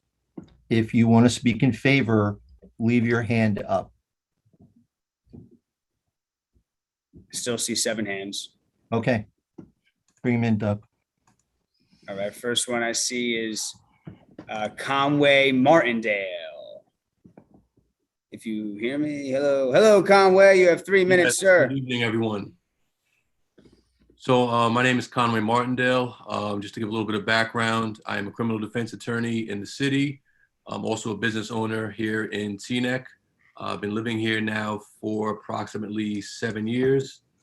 Just to first and foremost touch on something I believe the first speaker made light to, which was that it's a gateway drug. And she gave the analogy, I believe, of saying that most people who do hard drugs start off with cannabis. Just in the studies that I've read in my career, it's not actually true that it's a gateway drug. Actually, alcohol is the biggest gateway drug. A number of my clients have unfortunately had to go into drug rehab. And because of that, I've had extensive talks with counselors, and they say that the biggest gateway drug usually is alcohol.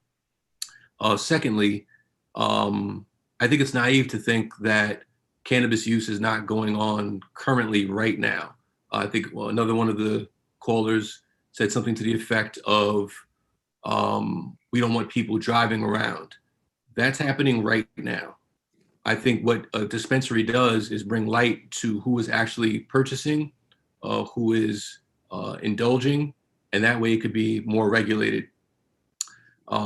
Also, I think we are losing sight of the huge tax implications for this, which can go directly towards things that are immensely helpful for the town, namely the school district. In addition to that, I invite any resident who would like to speak to me about this, about my experience as a criminal defense attorney with respect to what cannabis has done with respect to the criminal justice system, and now legalizing it and regulating it and controlling it being a positive, not a negative. I have my firm, like I said, in the city. Anybody feel free to reach me. You can use my regular email, which is conwaymartindale@yahoo.com. As I stated before, I'm also a business owner. I'm a co-owner of the cigar lounge in town, Smoke and Ashes. We're at 200 Walraven Drive, right down the street from the Lazy Bean Cafe. Is that all, Conway? That is it. Thank you, sir. Thank you. I'm now bringing in Tanya.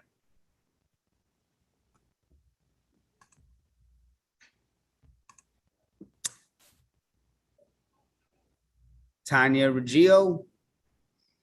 Please unmute.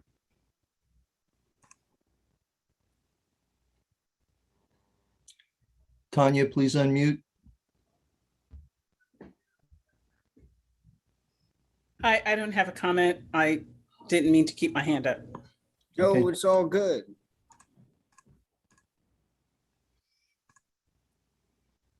Jose Zenon. That's me. Hello, you're just very low, sir. If you could speak just a little closer to your mic, it'd be much appreciated, just for the sake of the record. Can you hear me? Yes, loud and clear. You have 3 minutes, my friend. Thank you. Good evening, Mr. Mayor and the other councilwoman, councilmen. Thank you for serving. I'm Jose Zenon, 1835 Palisade. I only have a comment. Actually, it's more of a question in regards to the ordinance of cannabis. First of all, doing nothing is not an option. We have New York going live. There's our surrounding city. Teaneck is probably the first or maybe the second after Fort Lee, probably the second city coming from New York. So doing nothing or not having that option may not benefit Teaneck in the long run. So the other question I have or statement is, I noticed there's a fee of $1,000.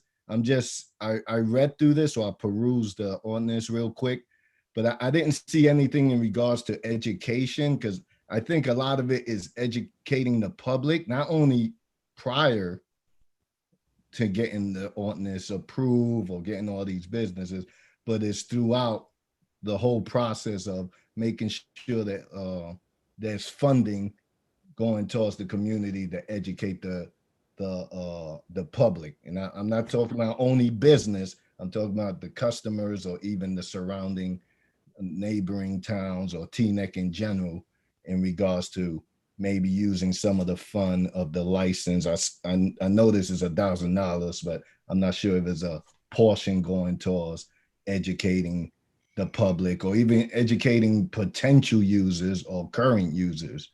And that's be more my concern, because a lot of this is the unknown or the impact. There's a lot of positivity, but again, making sure that we have a structure in place where we continue to educate the public and use some of the funds, or a small portion of the $1,000 license fees could probably help. And also clear up some of the, confusion or clear up some of the questions that may have. And that's it. And I'll yield back my time. Thank you. Thank you so much, Jose. Your 30 seconds is certainly banked, my friend. Hillary Goldberg. Hi, can you hear me? Loud and clear, Ms. Goldberg. You have 3 minutes. All right, thank you, Doug. I'm a lifetime third generation resident and I'm an owner of 2 businesses in Teaneck. I would just like to speak really quickly in favor of cannabis in Teaneck. As a medical cannabis user, I take issue with the reference of my medicine by anyone as a naughty or a gateway drug. I'm able to sleep every night, not in chronic pain from an autoimmune disorder because of marijuana. The voters of the state voted in favor of decriminalization of marijuana, and I'm included in the list of voters. I support amending the ordinance to limiting the number of licenses, and I want more transparency in this council, but I am in support of cannabis in Teaneck. And that's all. Thank you, Ms. Goldberg. Howard Rose. I'll start talking and you tell me when you can hear me. And also, I don't. I can hear you loud and clear, sir, as clear as ever. You have 3 minutes. Do we have video before you start the 3 minutes? Yeah, I don't control your video, Howard. Apparently, neither do I. Hang on, let me see if I could get. I don't even have a button for you here. To hang on. No, we. Hang on. Please hold. I don't even have a button here to request to put your video on. No, you can't. He's got to do it from his side. If I was Howard, with you in person, Howard, I would help. Howard, can you just make your comments? Is that okay? Uh-oh. Did we lose him? Howard. Oh, wait a second. Howard, now you're muted. And I do have a button for you to. All right. Whoa, I think we've Okay. challenged successfully. Go ahead, Howard. Go ahead. Thank you. Howard Rose, resident of Teaneck, and regarding the discussion. I'm for giving licenses regarding the sale of marijuana. But one of the things I think you have to consider is how you're doing it, where you're doing it. And when it comes to doing it on Alfred Avenue property, it seems as if you have easy access from Route 4, which splits our township in half, which means it's going to possibly encourage a lot of out-of-town traffic to the marketplace. I'm wondering why it's not considered to be a little bit more pervasive in the business districts, which goodness knows have so many closed stores. And wouldn't it be great if some live activities going on in those stores? Back to Alfred Avenue. You have an apartment building going up there, a lot of residents, it's been talked about by council members that, gee, we're not listening to the residents. And my recollection is 100% of the residents did not want the apartment building. I was on the planning board at the time and I voted yes because I thought it was better than the ugly factory. That's a debatable situation. At any rate, it seems as if you're adding insult to injury because it doesn't seem as if the residents again in that area want to have it there. So why isn't it going to be in other areas? Regarding availability, you know what? If it's not in Teaneck, Route 4 again still splits us, which means someone can go to Route 4 and 3 minutes away, they can go to another town, another dispensary, another place to buy what they want, not Teaneck. So you have to make some decisions regarding where, how, and how pervasive, and what kind of access for which people, and then go from there. Thank you. Is that all, Howard? I could add more. I'm not sure you're all ready for it. Thank you, though. No problem, sir. Good to see you. Be safe out there. I see a Darren Chandler.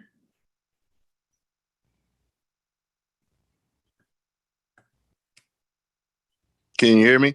Loud and clear. You have 3 minutes, my friend. What's going on? My name is Darren Chandler Jr., and I'm a resident of Teaneck. I'm a Hackensack boy. I grew up in Hackensack and moved over to Teaneck later in life. I've also been a real estate agent within the county for 10 years, and I'm 100% for cannabis. A little bit more background on myself. I actually run and manage a cannabis operation in Denver and applied for my medical vertical license here in New Jersey in 2019. So I actually applied in central New Jersey. And just to give a little bit more information, the vertical license is pretty much the master license. It will allow me to cultivate, manufacture, and sell medical cannabis.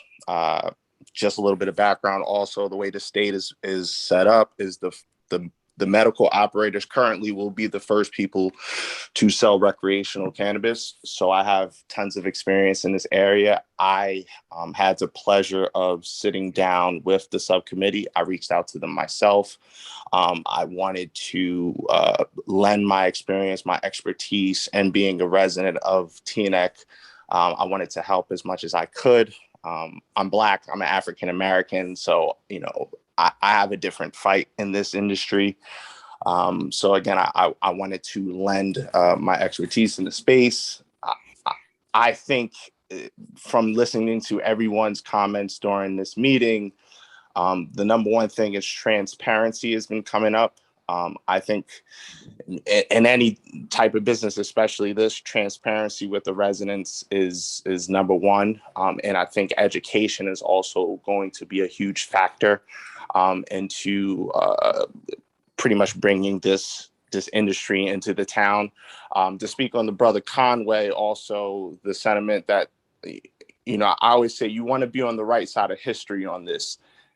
Cannabis sales, cannabis operation, people consuming cannabis is happening every single day. It's happening every single day in Teaneck. So as a town and us being able to generate money, we need to be able to regulate this and be able to find partners and operators that are true community partners to be able to give back in the correct way. So again, my name is Darren Chandler Jr. I've lived in Teaneck now for 5-6 years. My daughter's in kindergarten here. You know, I urge anyone to, if they want to learn more about cannabis, I'm here to be a resource and lend my expertise and my experience and my voice. So that's pretty much it. Thank you very much, my friend. Be safe out there. Thank you. We got Sherry. Bringing in Sherry.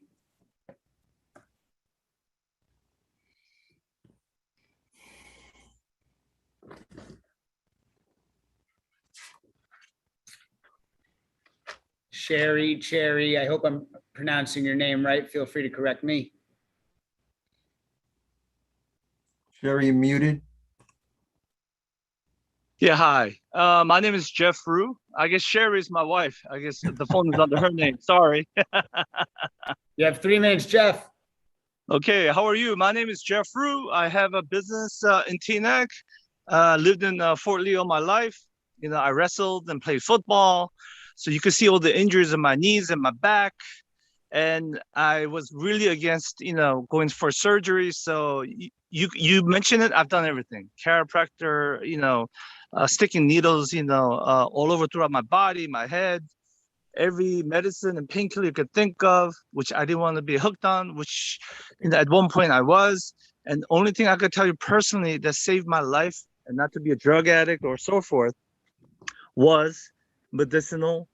First, I started CBD and cannabis.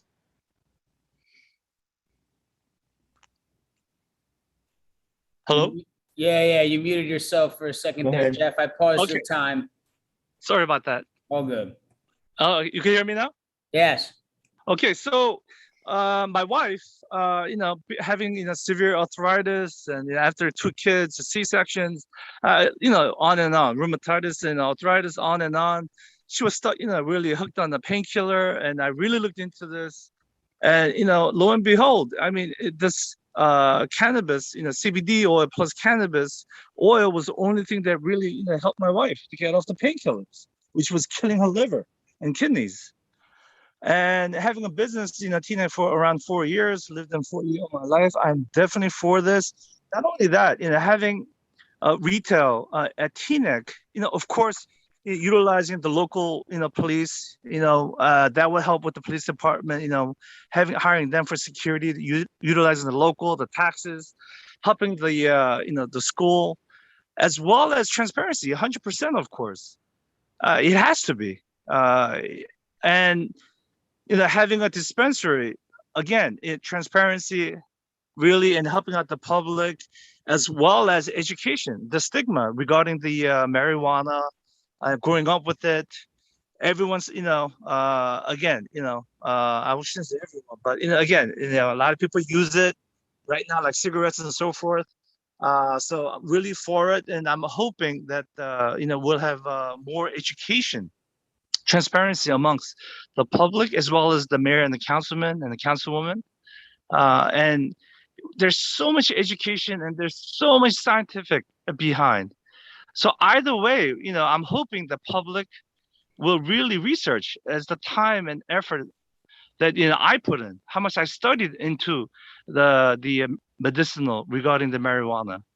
I am not, a recreational user, strictly medical, but either way, I'm 100% for it because personally, again, I can't tell you my next door neighbor, with cancer patients.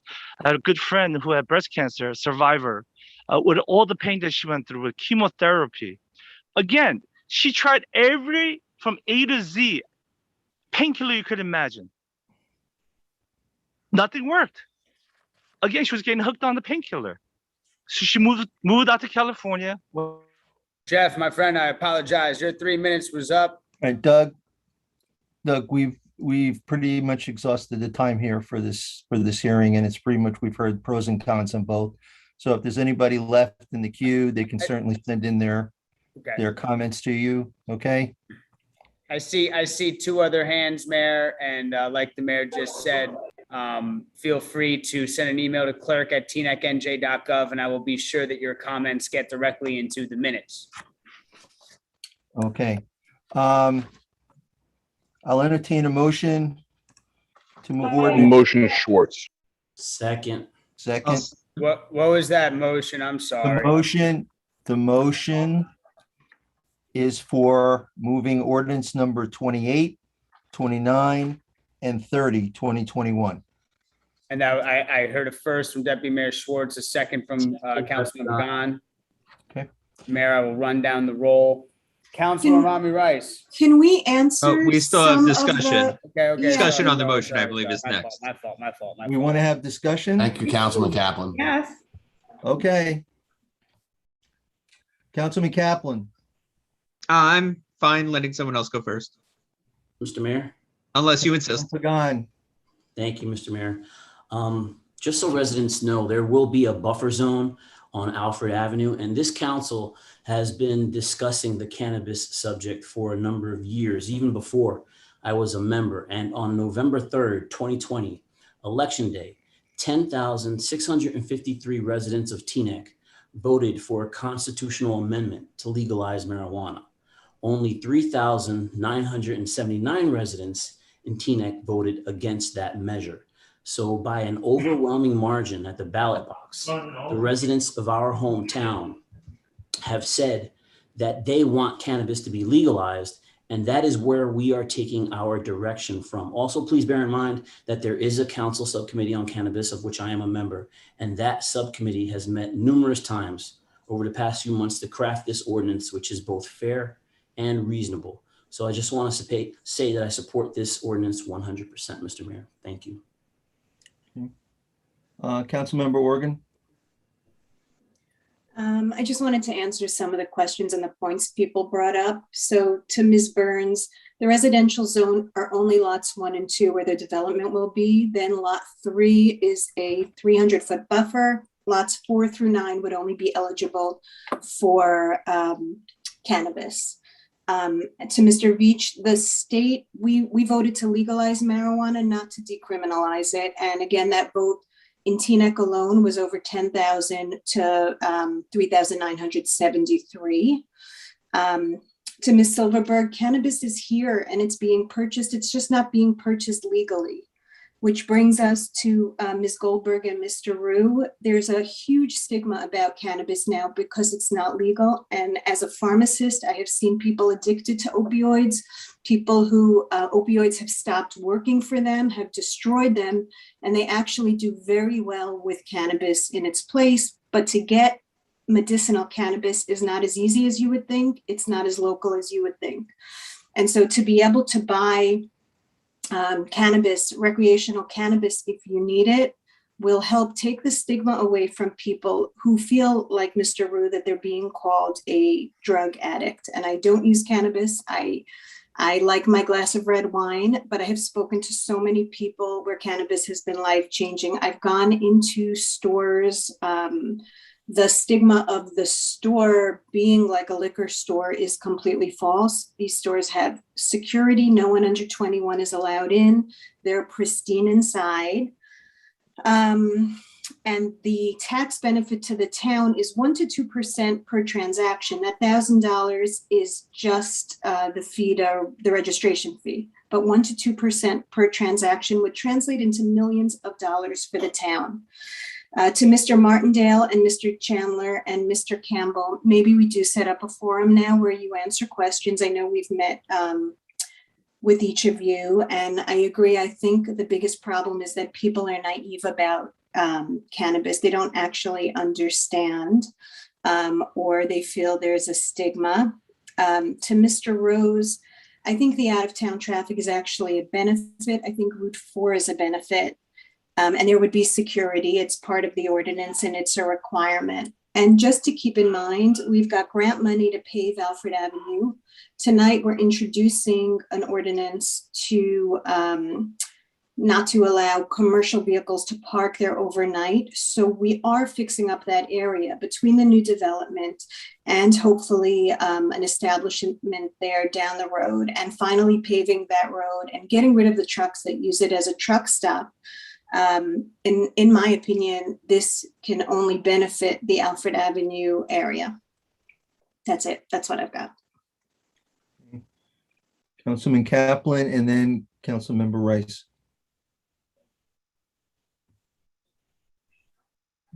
Thank you, Mr. Mayor. Glad Councilwoman Organ mentioned the 18-wheeler ordinance, because I knew Ms. Baker would be very interested in that, and she will find it on the agenda.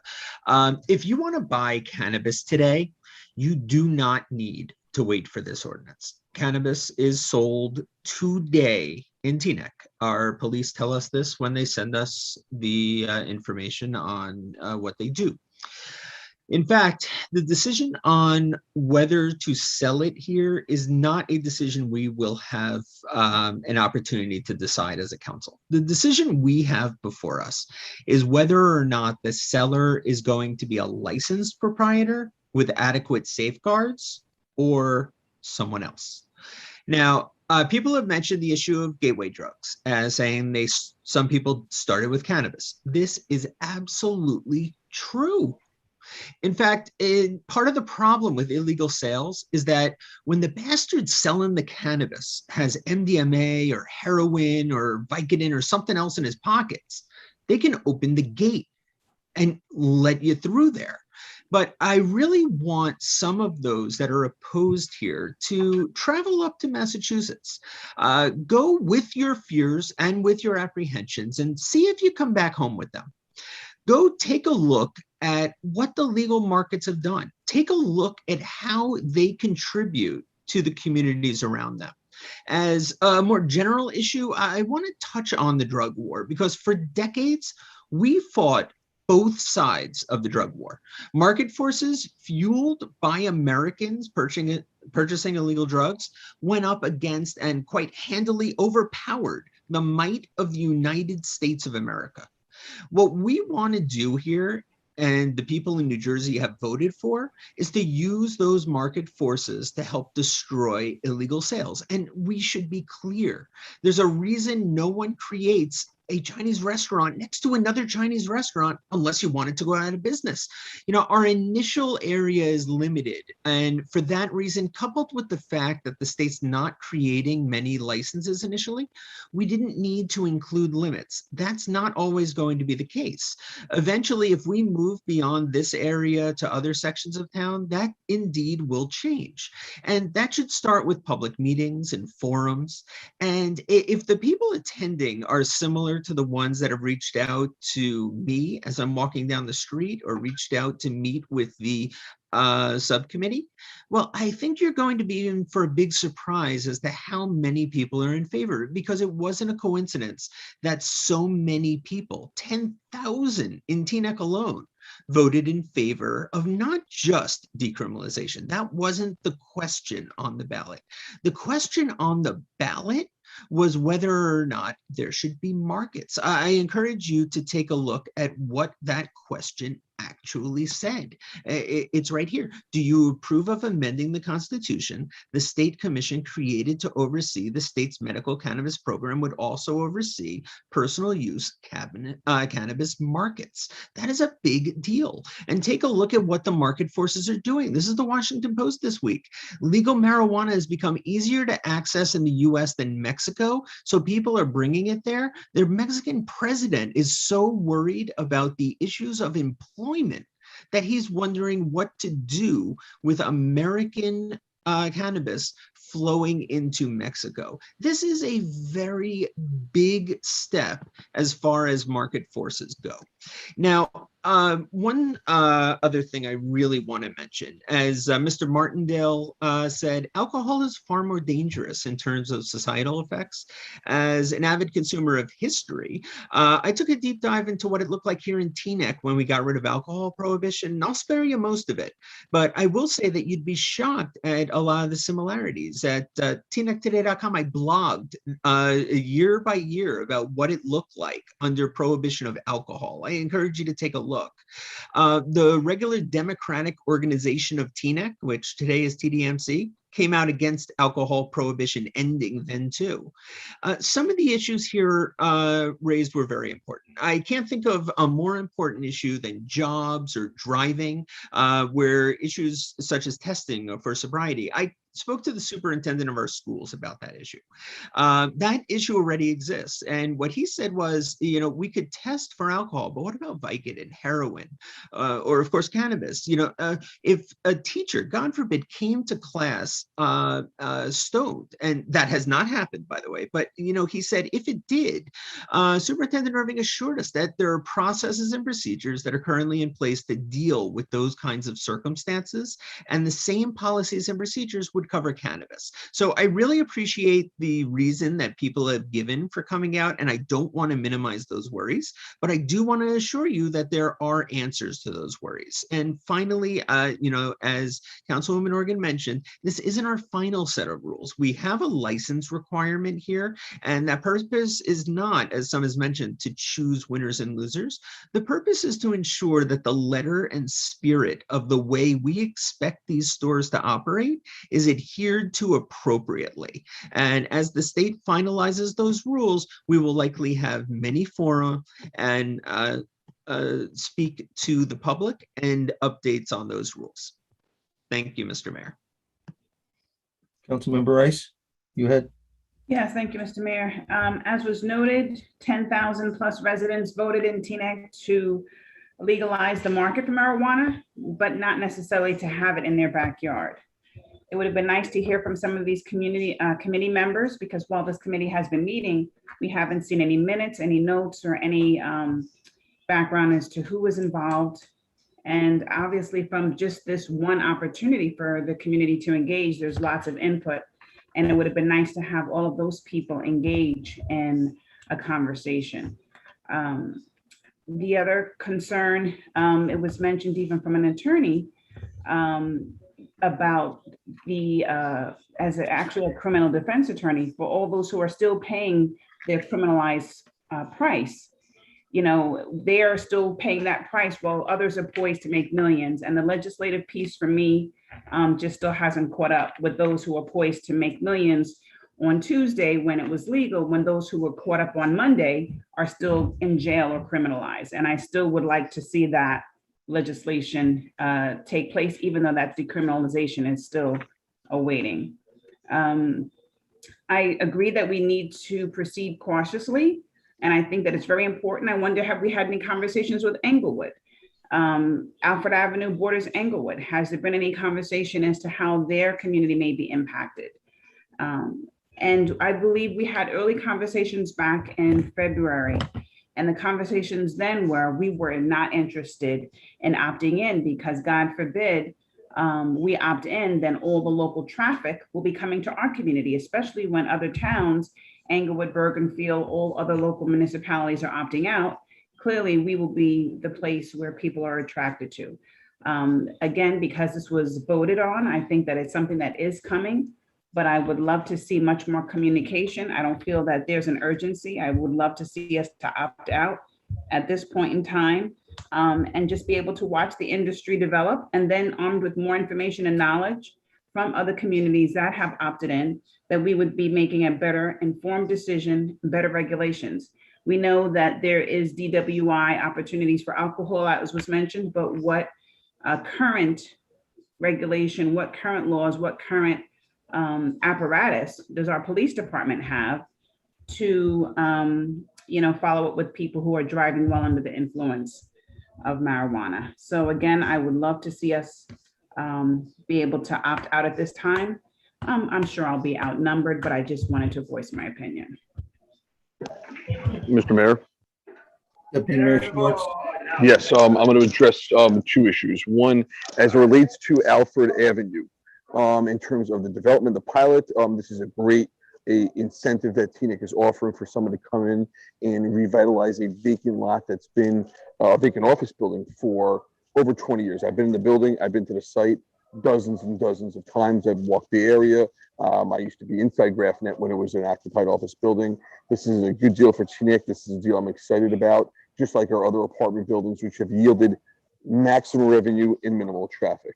As it relates to cannabis, I thank the committee for all their service, as well as, while initially against the site, Councilwoman Royce's comment about neighbors was something that actually got me onto the site, in the sense that this is a site that will have minimal disruption for any residential neighbor, because it's practically has no residential neighbors. So I'm excited for this, and it has my support, and I look forward to voting.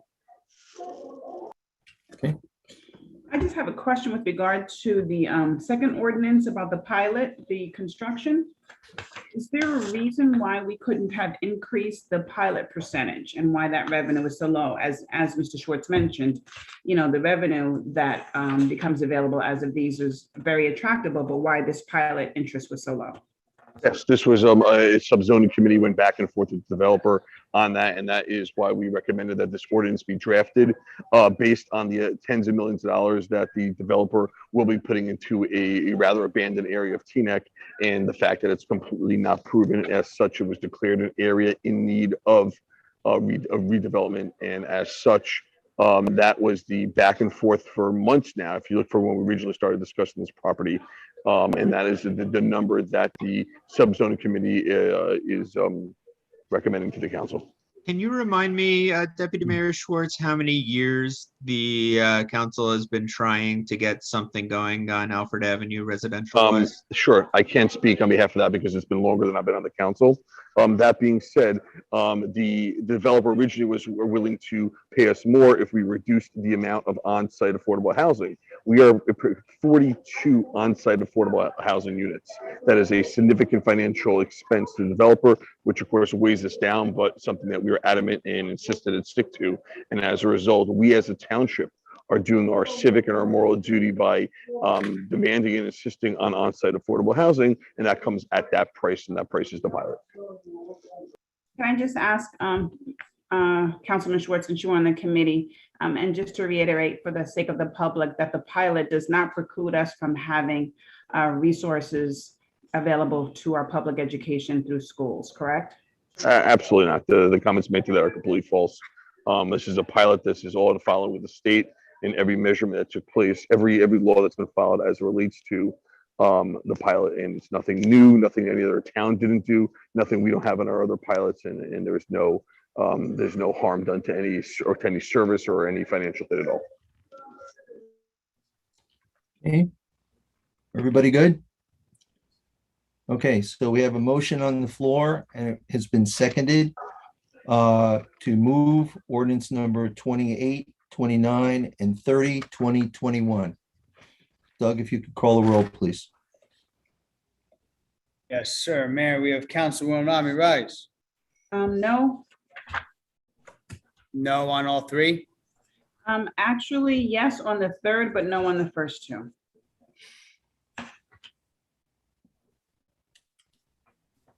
So I'm just noting that. And we have Councilman Began, Yes to all three ordinances. Councilwoman Oregon, Yes.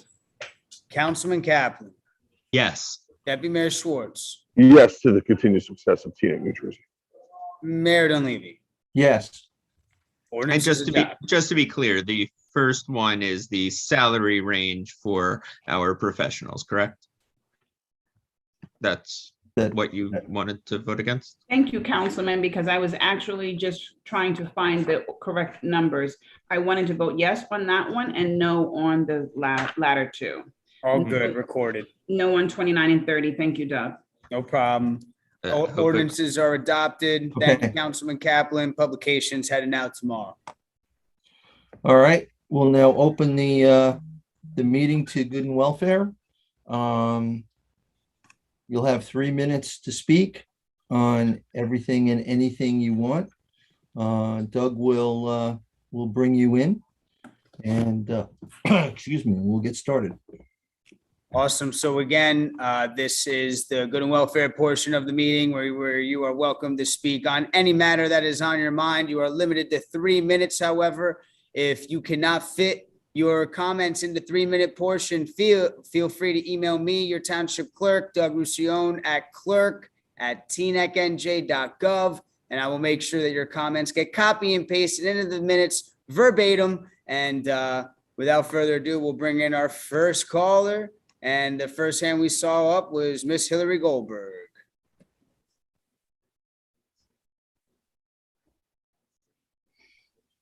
Hi, can you hear me? Loud and clear, Miss Goldberg. You have 3 minutes. Thank you. So this is directed specifically to Councilman Kaplan. On August 1st, you demanded my newsletter, Teaneck Tomorrow, apologize for publishing a press release written by One Town, One Vote. That release was also published by Teaneck Voices, which is published by a Mr. Bernard Rouse, as well as Teaneck Newsroom, which is published by a Mr. Stephen Gruber, and Blue Teaneck, which is published by a Mr. Bill Orr. There was not a blog post written about any of the men for publishing that same press release. There were not multiple Facebook posts and comments demanding apologies from these male publishers. You chose to single out the only female publisher. You know what? I'll just read our conversation so it's formally in the record. Councilman Kaplan, what they said and you shared is not acceptable. You should apologize. Petitioners can come at me and members of council all they want. Coming at staff for doing their jobs will make me rise to their defense. Hillary, I'm not a petitioner. Councilman Kaplan, you shared it with no indication that it's not from you. You chose to say the clerk tried to thwart it. Hillary, as did many other news outlets. Councilman Kaplan, Linda apologized. You should too. If you don't, I will see to it. Everyone knows. Hillary, are you threatening me, Mr. Kaplan? Councilman Kaplan, I am telling the editor-in-chief of Teaneck Tomorrow exactly what I will do. Hillary, are you going to apologize for threatening me? Councilman Kaplan, this is not okay. You are responsible for you. As editor-in-chief, that's all I'm referring to. Govern yourself accordingly. Hillary, you govern yourself accordingly, Councilman. I look forward to an apology. That was 10 days ago, and I'm still waiting for that apology. Now, I'm not the only woman you have chosen to pick on. I am part of a group of proud Teaneck women who have been bullied and slandered and attacked by you and other members of this council.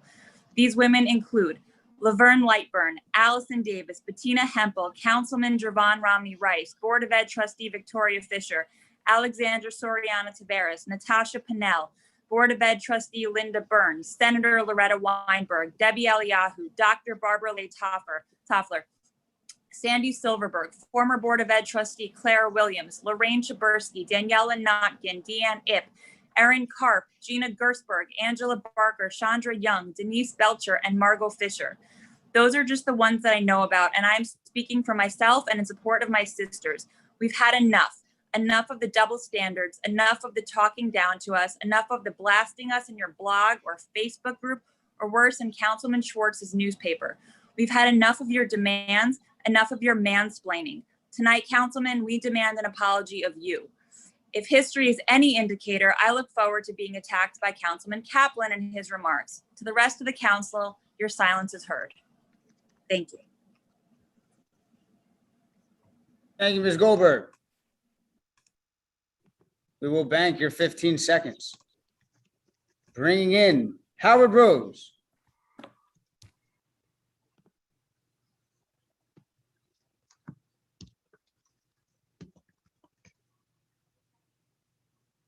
We had it before, Howard. I have faith that we could have it again.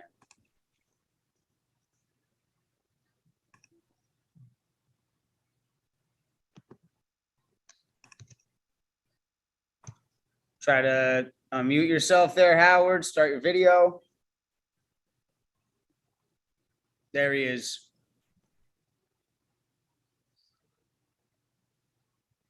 Good. I see me. Do you hear me? See and hear you clearly, sir. You have 3 minutes. Thank you. Good evening, council and residents. My name is Howard Rose, and I am a Teaneck resident. During the last council meeting held on July 13, 2021, there was some discussion on appointing Teaneck Planning Board members.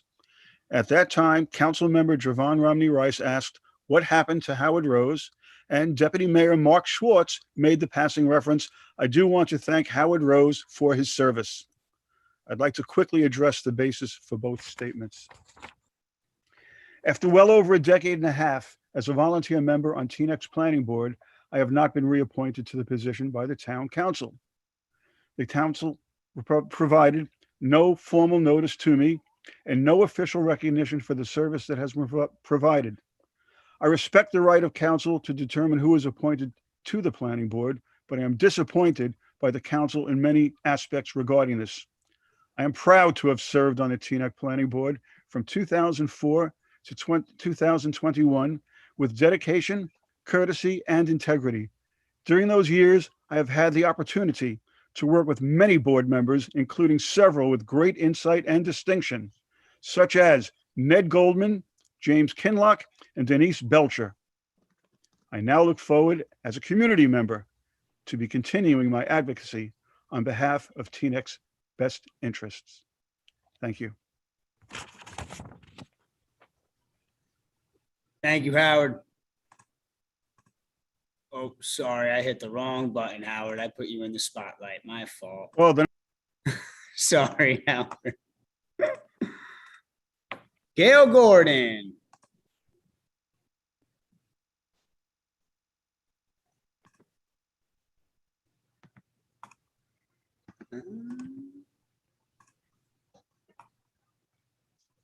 Gail Gordon, please unmute.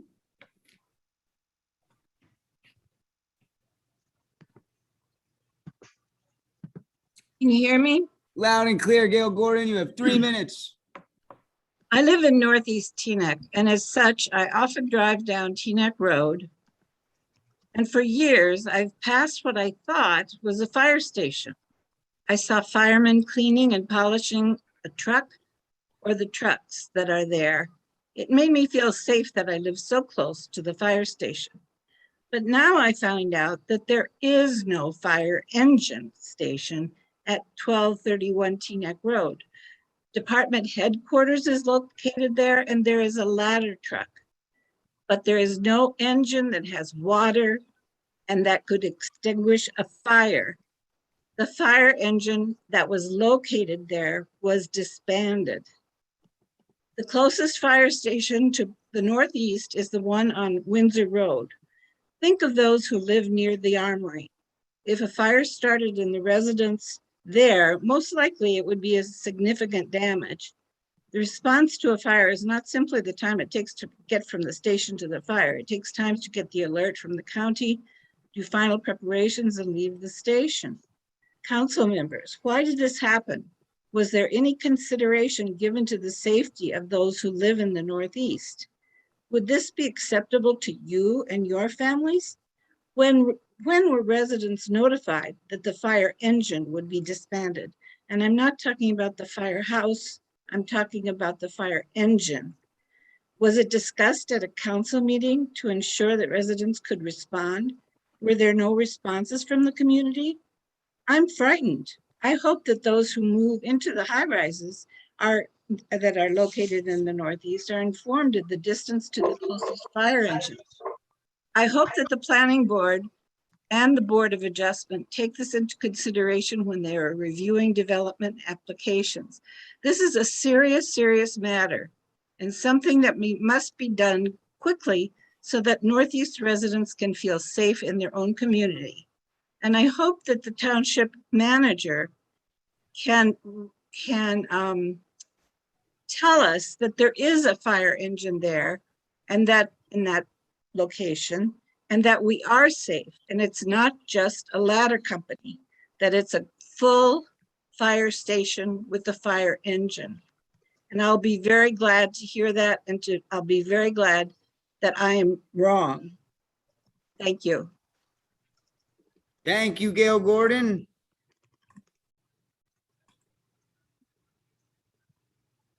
I am now bringing in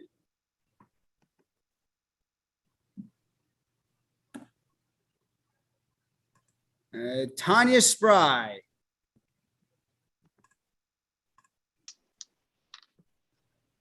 Hello. Hello. Hi. Hi, everybody. Good evening. I'm bringing up a matter of safety in the area in which I live. I live on Tryon Avenue, between Rensselaer and Van Cortlandt Avenue. There's a tremendous amount of speeding that take place, especially in the middle of the night. I brought it up to council several years before. My house has been hit twice. My neighbor down the street was involved in a car accident that totaled her car a couple of weeks ago. Since COVID, we have increased foot traffic in terms of joggers, walkers, bikers, and we have Tryon Park right behind me.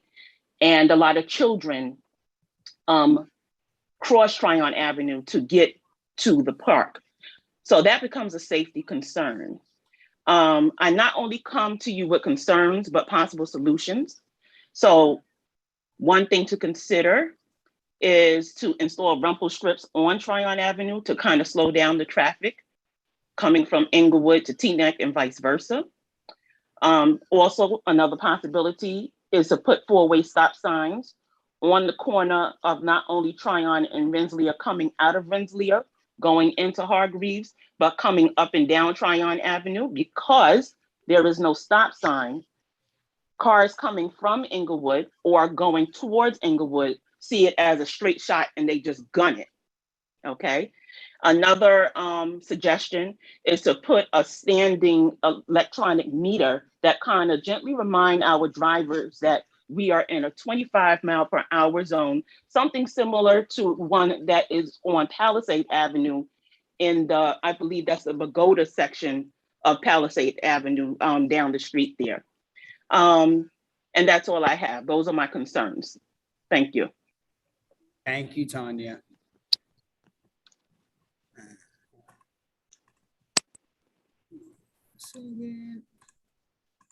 Okay. Shelley Worrell. Yeah, and I received a couple comments that the spotlight view was on. I accidentally hit that button, council members of the public, and I am trying to figure out how to unclick that button. Shelley, you're up. You have 3 minutes. Yes, good evening. Can you hear me? Loud and clear. You have 3 minutes, my friend. Great. Good evening, council. My name is Shelley Worrell, and I've been a resident of Teaneck, New Jersey for over 50 years. Earlier this evening, the town manager mentioned that the firehouse on Teaneck Road, 1231 to be exact, I believe, will not be closed, and that he had no authority to close it. So my questions are, one, has the current chief of the Teaneck Fire Department disbanded engine number 1? 2, did he sell off 2 rescue trucks? And 3, are the only vehicles that are left there a tower ladder company or a battalion or deputy chief's vehicle responding out of that location? The residents of Northeast Teaneck, are in really grave danger if we have a fire.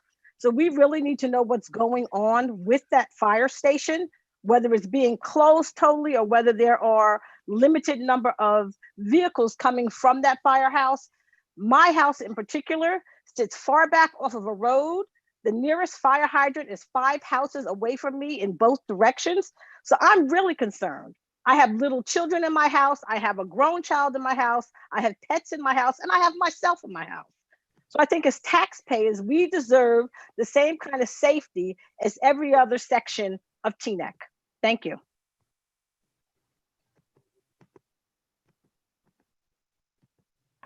Thank you, Shelley.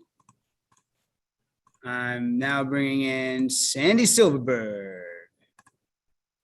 I think I might have fixed the spotlight issue, my friends, but feel free to correct me if I did not.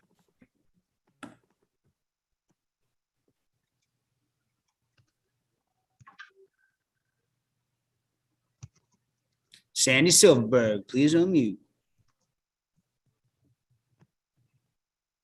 Unmute, start video, do all those things. Doug, am I okay? Yes, loud and clear, Miss. Thank you. Good evening again, Council. I just wanted to bring up what I had originally come to the meeting for tonight.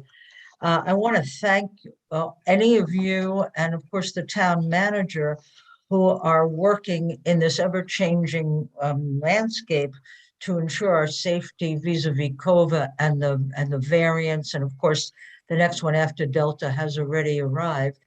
Those of us who participate in the Rota Center programs, and so grateful to have been able to do that outside during the summer, are now faced with the decision about whether or not we're going to be going inside. And of course, that'll be the town's decision as to whether or not to make that facility available to us.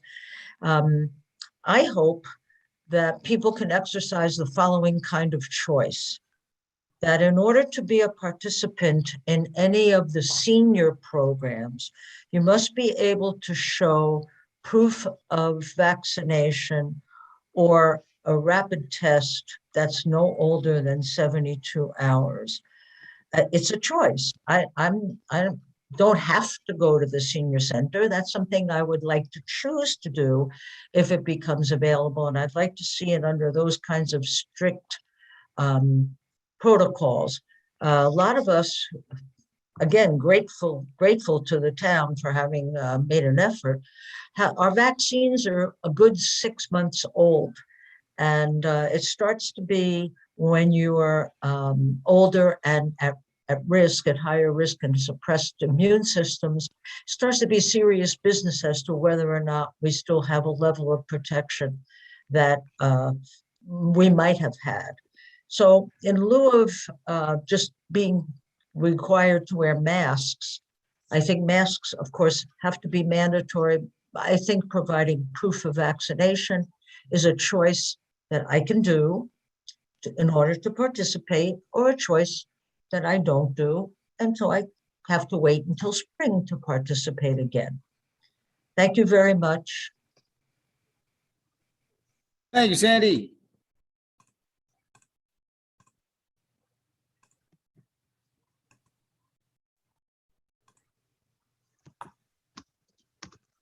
I have brought in Letitia Isley Robinson. If you could hear me, please unmute. Hi, good evening, everyone. How are you? Good. I just had a quick comment. Good.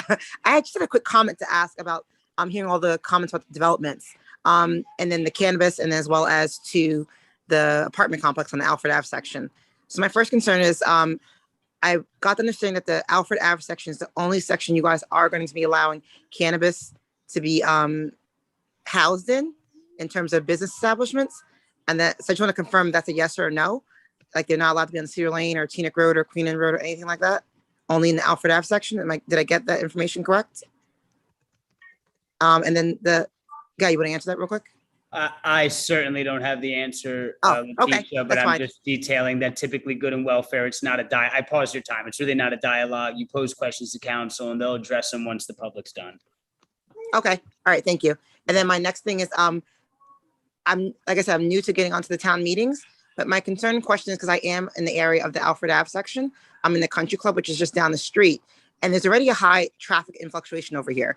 So did anyone consider that with the Route 4 exits right here and putting a development there, which is going to just bring more traffic and more chaos to the residents over here who chose to be in the residential area of the town to avoid the traffic? You're now imposing traffic to us. So I just want to make sure all you guys are taking into consideration, because there's a lot of, religious establishments here. People walk on the weekends. People of non-religious who don't even attend those religious establishments walk on the weekends. And now we have already a lot of pass-through traffic, and it's just going to get worse. So I just would really like you guys to consider that, because, it's pointless to move to an area of town and pay thousands of dollars in tax dollars, which mine are 5 figures, to now have to worry about this traffic and fluctuation now. That's it. Thank you.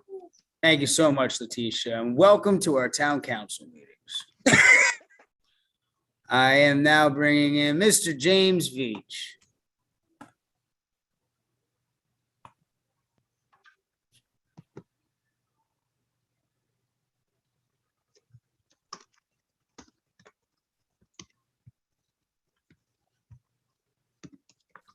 Bringing in Mr. James Veach. Please unmute Mr. James Veach.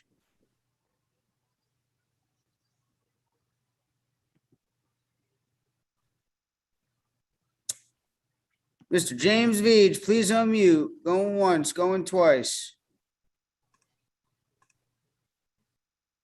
Might have some technical difficulty. I'm going to bring in our next caller. I'll leave you right there for now, Mr. James Veach. I'm bringing in Miss Denise Belcher.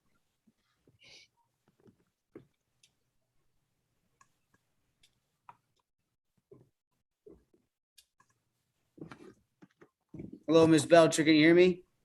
Yes, can you hear me? Yes, you're a little faint, though. If you could just speak a little closer to the microphone for the record, Okay. please. Certainly. Can you hear me better now? Absolutely. 3 minutes, my friend. Okay, thank you. Okay, so I just wanted to speak to a couple points. First of all, I want to commend Howard Rose for his service to our community. Howard, you're in good company when it comes to being thrown off of boards. Basically, I want to mention something that was spoken about earlier about my tenure on the planning board involving a minor subdivision.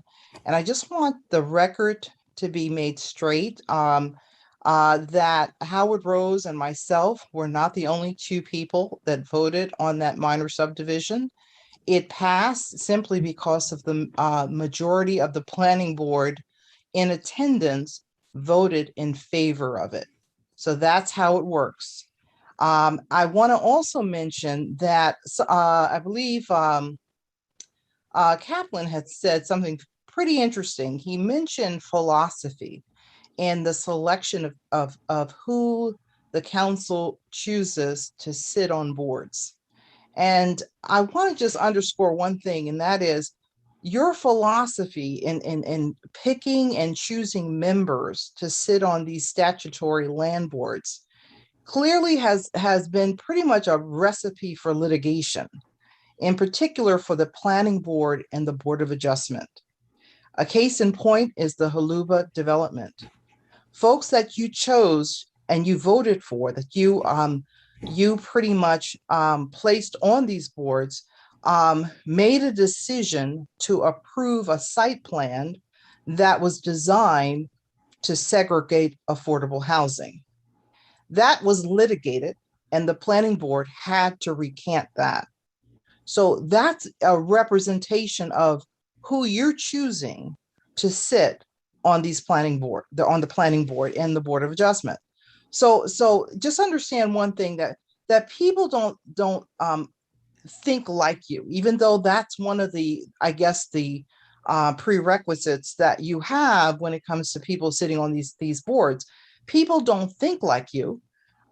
People who ask questions, for an example, people that do their research and perhaps challenge your philosophy, you find it necessary to throw them off land use boards. And that's a problem, because that causes our community to lack representation. you should not pretend to think that, our diverse community members do not apply for these boards. They don't apply for these boards because you throw people off at whim. So the truth is that you do not want people to serve on the land use boards that don't think like you. So you've already answered your requirement. So that's why you've managed recently to appoint an. Ms. Belcher, I apologize. Your 3 minutes were up. Email is clerk@tnecnj.gov. If you were unable to fit all your comments in, please email them to me and I will include them verbatim, copy pasted into the minutes. I'm now bringing in Tanya Reggio Ashley.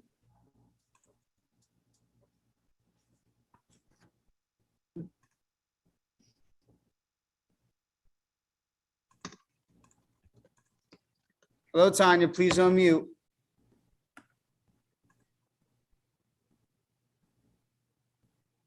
Hi, can you hear me now? Yes, you are a little faint. If you could speak just a little closer to your microphone. Okay, is this better? Much better. 3 minutes, my friend. Okay, good evening. My name is Dr. Tanya Pagan Raggio Ashley. I want to say thank you to all of the council who have done so much to prevent COVID-19 and vaccinate the people of Teaneck, especially Ms. Javon Romney Rice. And Ms. Ogden, I wish your brother well. We have a serious problem in Teaneck. Many people are choosing not to wear masks while indoors, including at pharmacies. I was in the Teaneck Road Walgreens pharmacy the other day with approximately 10 other people in a very small area. Several people were not wearing masks. They certainly were not 6 feet apart. Yet it is well known, as discussed earlier, that the Delta variant of COVID-19 is the dominant variant in our country and our state. And this is important because the approved US vaccines, J&J, Moderna, and Pfizer, are extremely efficient in preventing serious illness and death. However, the Delta variant is highly infectious and transmissible, included by persons who are vaccinated. Infected persons can transmit the virus to others who are either unable to be vaccinated, such as our precious little children under the age of 12, and others who are unvaccinated for their own personal reasons, and those who are immunosuppressed, who may not have developed and or their antibodies have waned, all of whom could go on to become seriously ill and even die. Although I understand that the council cannot regulate or mandate what everyday citizens do in different environments, I'm asking the council to conduct a public media campaign to encourage all persons in Teaneck to wear masks and distance, especially when indoors, especially in venues such as pharmacies, as there appears to be a lack of understanding of the transmissibility of the Delta variant and the importance of masking and distancing to protect others in our community who are at risk of serious illness and even death. Thank you very much. Thank you, Dr. Tanya. Reshma Khan.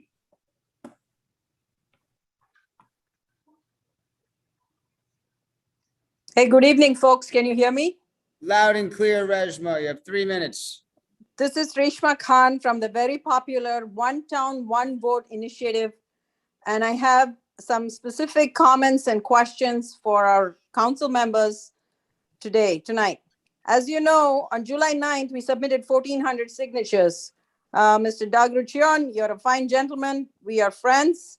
However, the process that you followed leads me to believe that it has been somewhat haphazard. I would like to understand how certain very popular members of Teaneck community, including my friend, Miki Shalan, Paula Raghavan, Shana Dworkin, and Shyam Khan, and where signatures were rejected.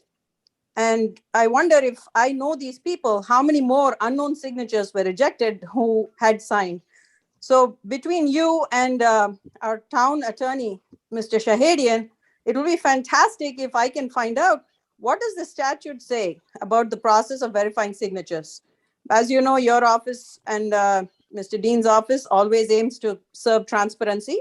So what has been the process? So that's number one.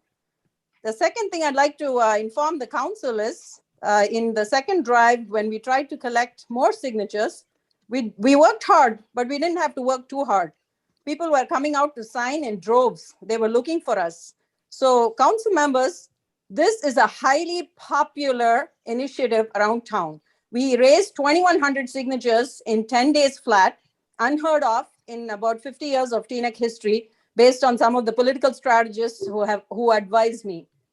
So I guess I would love to hear from you what your stance on this is. Do we have to actually go through the arduous process, or are we going to have a decision? Residents have been super enthusiastic, and we as a team look forward to a very positive outcome in favor of popular resident opinion. Thank you and good night.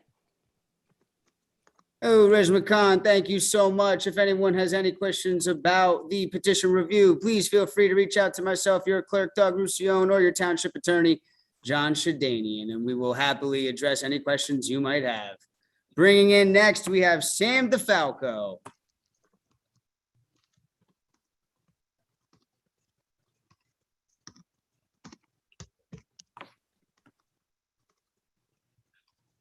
Hi, can you hear me? You're a little quiet over there, Sam. If you can move a little closer to your microphone, it'd be much appreciated for the record. Can you hear me now? Loud and clear, Miss Sam DeFalco. You have 3 All minutes. right. Thank you. Good evening. My name is Sam DeFalco, and I am speaking tonight on behalf of Food and Water Watch, and on behalf of our members and supporters in Teaneck in support of the township certifying the petition submitted for 100% renewable community choice aggregation and adopting this program. For over a year and a half, residents have shown their enthusiasm for this program, and that was made even clearer over the past few months with nearly 1,000 Teaneck residents signing the initiative petition in support of bringing this program to a vote. Residents want access to clean energy, and this is an easy way to give all residents the option to source their electricity from clean sources. The UN climate report that was released yesterday is a dire warning that we have to act now and drastically cut our emissions. Every level of government needs to take action. This is an easy way for Teaneck to help lower emissions, and this is a program that residents want. It's also completely unacceptable that the town is refusing to accept signatures collected electronically that were lawfully collected under an executive order from Governor Murphy. Teaneck is undermining the democratic will of their constituents and the executive order put in place to protect residents during the worst days of the pandemic. Other municipalities, including Long Branch, North Brunswick, and Woodbridge, all accepted electronic signatures collected prior to July 4th. The executive order did not say that the petitions collected electronically need to be delivered immediately upon the expiration of the state of emergency. And similarly, the Faulkner Act does not include specific dates that the petition needs to be delivered. The Teaneck administration is making a choice here to suppress the will of their constituents. We urge you to reverse your decision to reject electronic petitions, and we are prepared to go to court to seek relief on this issue, but we sincerely hope it will not come to that, and the township will certify the petition in the coming days. Thank you again for your leadership during the COVID-19 pandemic, and we hope that this will get resolved soon, and this will be a program adopted that all residents can enjoy. Thank you. Thank you, Sam DeFalco. Next up, we have Beverly Garvin.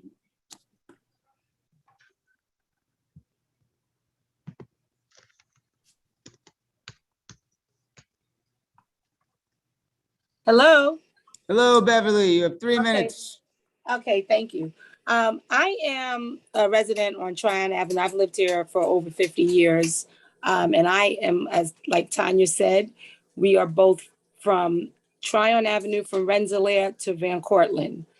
Below Rensselaer, coming from Inglewood, there are speed bumps. What happens is people go over the speed bumps. Once they pass through the speed bumps, they gun it all the way up to Tryon Avenue. I've been calling and complaining to the police department for approximately a year and a half now. I was in an accident where my car was totaled June 28th. A month before that, I had called, and what the police department has started to do is, because I called, they put the big orange contraption in front of my house to show what your speed limit is. I guess that's to discourage me maybe to not call, but we are in dire trouble here.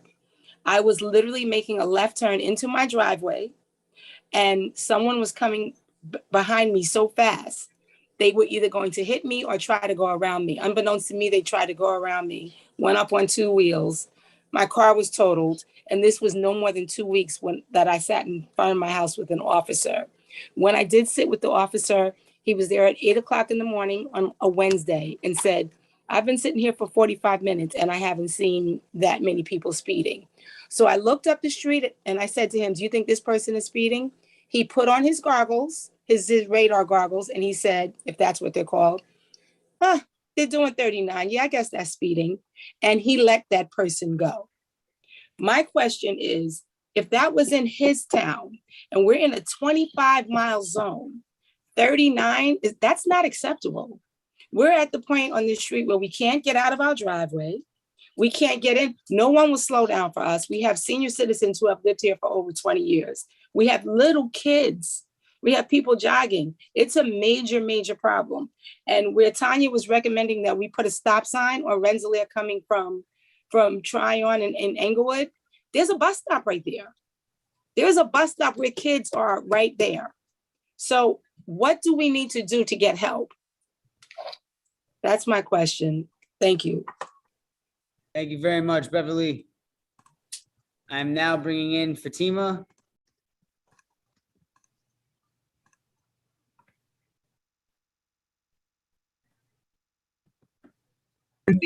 Can you hear me now? Yes. Okay, thank you. My name is Fatima Ali, and I just want to agree and to voice my support of what's being said. One, about the firehouse department, and I am in support of engine number 1 being restored, especially with all these new apartment complexes going up. It seems that was really not a very good decision to do that. I also want to mention about when Councilman Rice read that letter, how the two council people, Council Kaplan and Oregon, I believe, they got so defensive when if that's the sentiments of how people in the community feel, and for you to dismiss it like that, I just found it really insulting, and how you're both very condescending, and that diversity is supposedly what makes Teaneck unique, and that is our strength, and that division or diversification, that's how we learn from each other, and that's how we grow. I'm a teacher, and what I always tell my students is that, there are so many different types of flowers, and you can appreciate them all. Can you imagine how dull the world would be? There's only a rose, and that was the only flower. So I think that we should glorify our diversity instead of trying to stifle it as if there's something wrong. Also, I live on Rensselaer Road, so I understand what Tanya and Beverly said about the speeding. I live on Rensselaer Road between Intervale and Tryon Avenue, and the road needs to be repaved, but I have some concern because at least all the potholes force cars to slow down. And I'm afraid that if it was repaved, that they would zoom through here, because even with the potholes, they still do that. So I am concerned and would like to know what can be done to address these concerns about people speeding in this area. And also, again, about the fire engine number 1 being restored, and in support of Councilman Rice and expressing and just reading a letter about the sentiment of some of the people and their feelings. Thank you. Thank you very much. I want to try James Veach again. Okay, thank you very much, Doug. No problem. You have 3 minutes, sir. I'll be very brief. The mayor came out at the beginning of the meeting and he listed the things that were discussed in closed session, and one of them was the PSE&G diversion project. Now, for people who've been watching these meetings, you recall that PSE&G needs 3 easements in Votey and Windsor Park. These are parkland, and PSE&G under New Jersey statutes have to compensate for the taking of this parkland, and they have $2 million that has been set aside in a segregated account.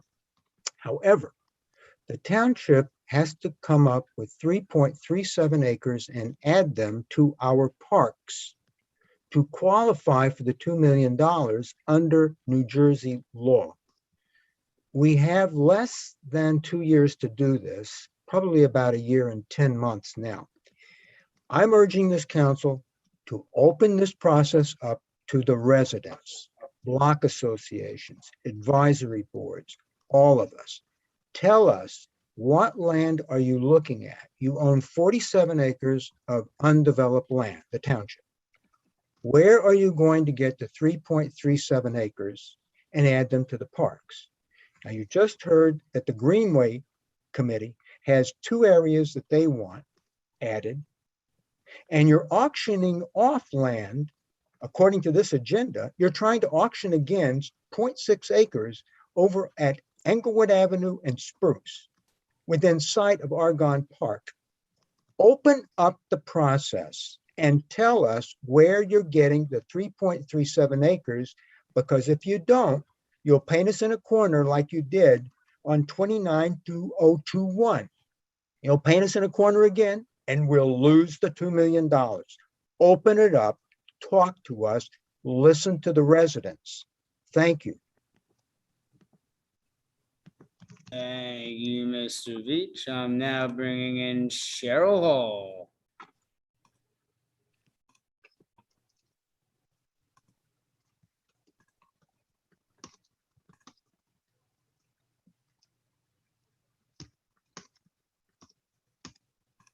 Hello, Cheryl.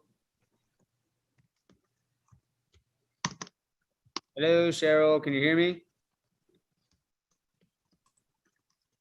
Cheryl.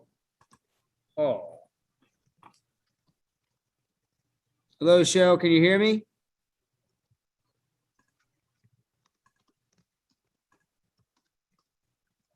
Cheryl. Oh, wow, you got me back. I thought you had booted me out. Absolutely not. We don't do that here. You have 3 minutes, my friend. Okay, I can't start the video, so I'll go ahead. Oh, there I am. Okay. Yes, I'm on the Star Trek Enterprise D.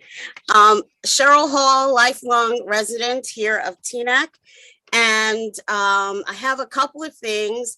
First, I was kind of surprised that it wasn't mentioned, so I guess this is my opportunity.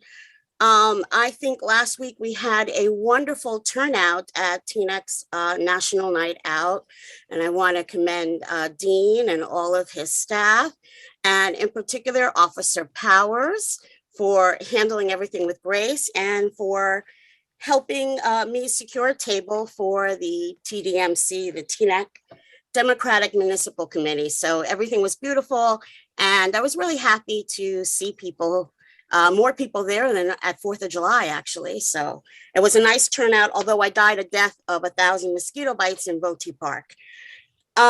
Secondly, I am in the Northeast, and I hear a lot of talk about the fire situation, the firehouse situation. It might be nice to have a forum or a discussion panel or something with, something public with residents so that we can ask questions and have them answered to dispel what's rumor from what's actual. So that might be, an idea.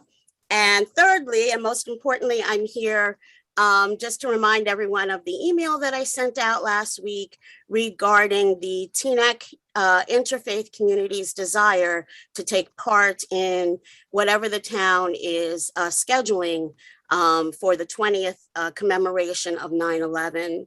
As you can see, just from different things in this past year, our community needs healing. You have a group of committed leaders, people that have studied, that are true leaders and want to help bring that community healing to the township of Teaneck. So we're knocking at your door. Take us up on it. I think that we are all dedicated to diversity, inclusion, and understanding, which can really benefit from interfaith community and healing. If anyone thinks that their faith community might like to be a part of interfaith, because we also have something coming up for the Thanksgiving prayer service again, you can reach me. Most people have my email info, and I can be reached also via email, Cheryl Hall, CHERYLHALL, the number 87@gmail.com. Send me an email, or someone can probably give you my info too. Thank you.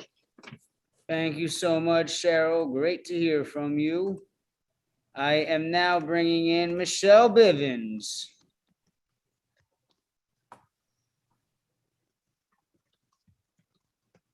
Michelle Bivens, give it 1 minute.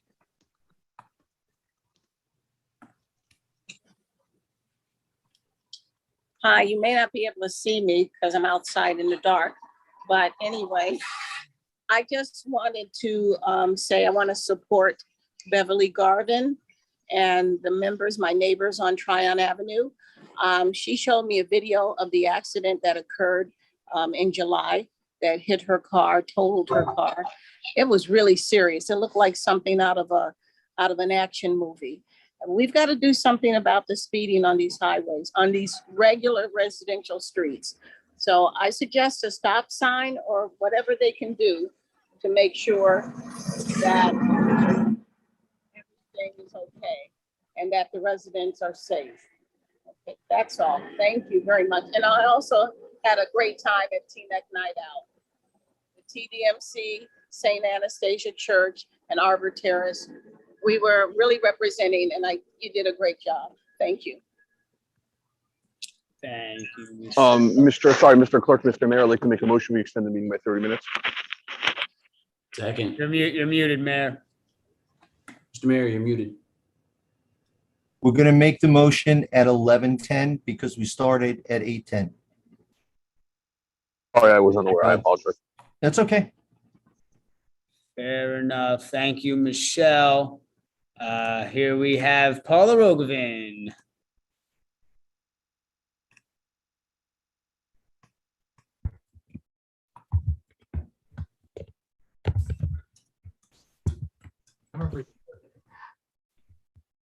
Hi, can you hear me? Loud and clear, Paula. You have 3 minutes. Forests are burning in the West Coast and Greece and beyond, and farmers are suffering and being forced by drought to leave their homes. Cities and towns are flooding, and the Intergovernmental Panel on Climate Change report released this week is scary. Climate disaster is not the future. It's here. It's right now. And here we are in Teaneck bickering with the town council about whether to pass an ordinance to bring renewable energy program to Teaneck. We're arguing about why Teaneck rejected over 800 electronic signatures on 2 ballot initiatives to let voters decide whether to pass a renewable energy ordinance and whether to the May election to November to get a greater voter turnout, something that's so important for democracy. E-signatures were mandated by Governor Murphy and the state legislature to keep voters safe and healthy. Clerks in 5 New Jersey towns, North Brunswick, New Brunswick, Piscataway, Woodbridge, and Long Branch, accepted e-signatures. We're bickering about why my signature was rejected, a signature from when I first registered to vote in New Jersey 38 years ago. And not just my signature was rejected. You can skip all the bickering and just do what's really needed in this time of a climate emergency. You can help New Jersey transition away from fossil fuels, something that is wreaking havoc on environmental justice community. But Teaneck can become a leader by passing the 100% renewable energy Teaneck ordinance. Our coalition would be happy to make a slight adjustment in the ordinance so Teaneck can easily become part of the Bergen County renewable energy program when it begins officially. When Teaneck rejected our ballot initiatives, our renewable energy Teaneck coalition and the One Town, One Vote committee, We worked many, many hours over a very short time to get many hundreds of additional signatures. Together, we knocked on hundreds of doors, petitioned at street fairs, parks, stores, the post office, and even at ice cream stores. We talked with thousands of Teaneck residents. You organized us, Town Council. You organized us. While working together, we made friends. Maybe that wasn't your intention, but that's what happened. I guess we can thank you for that.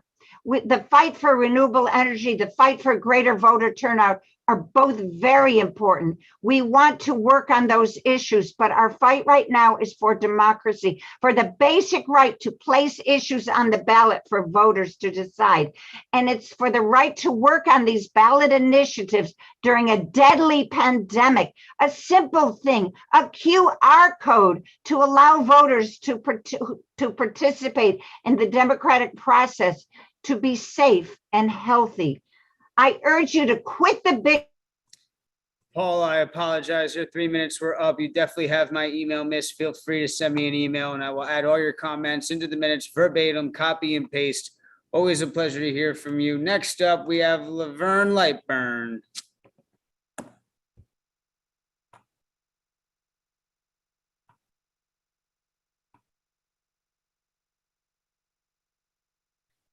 Laverne Lightburn, please unmute.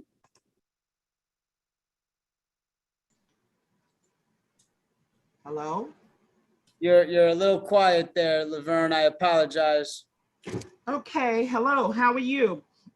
I wanted to speak about, I want clarification about the fire department, because as a representative of the Northeast Presidents Association, I think that needs to be clarified to the community.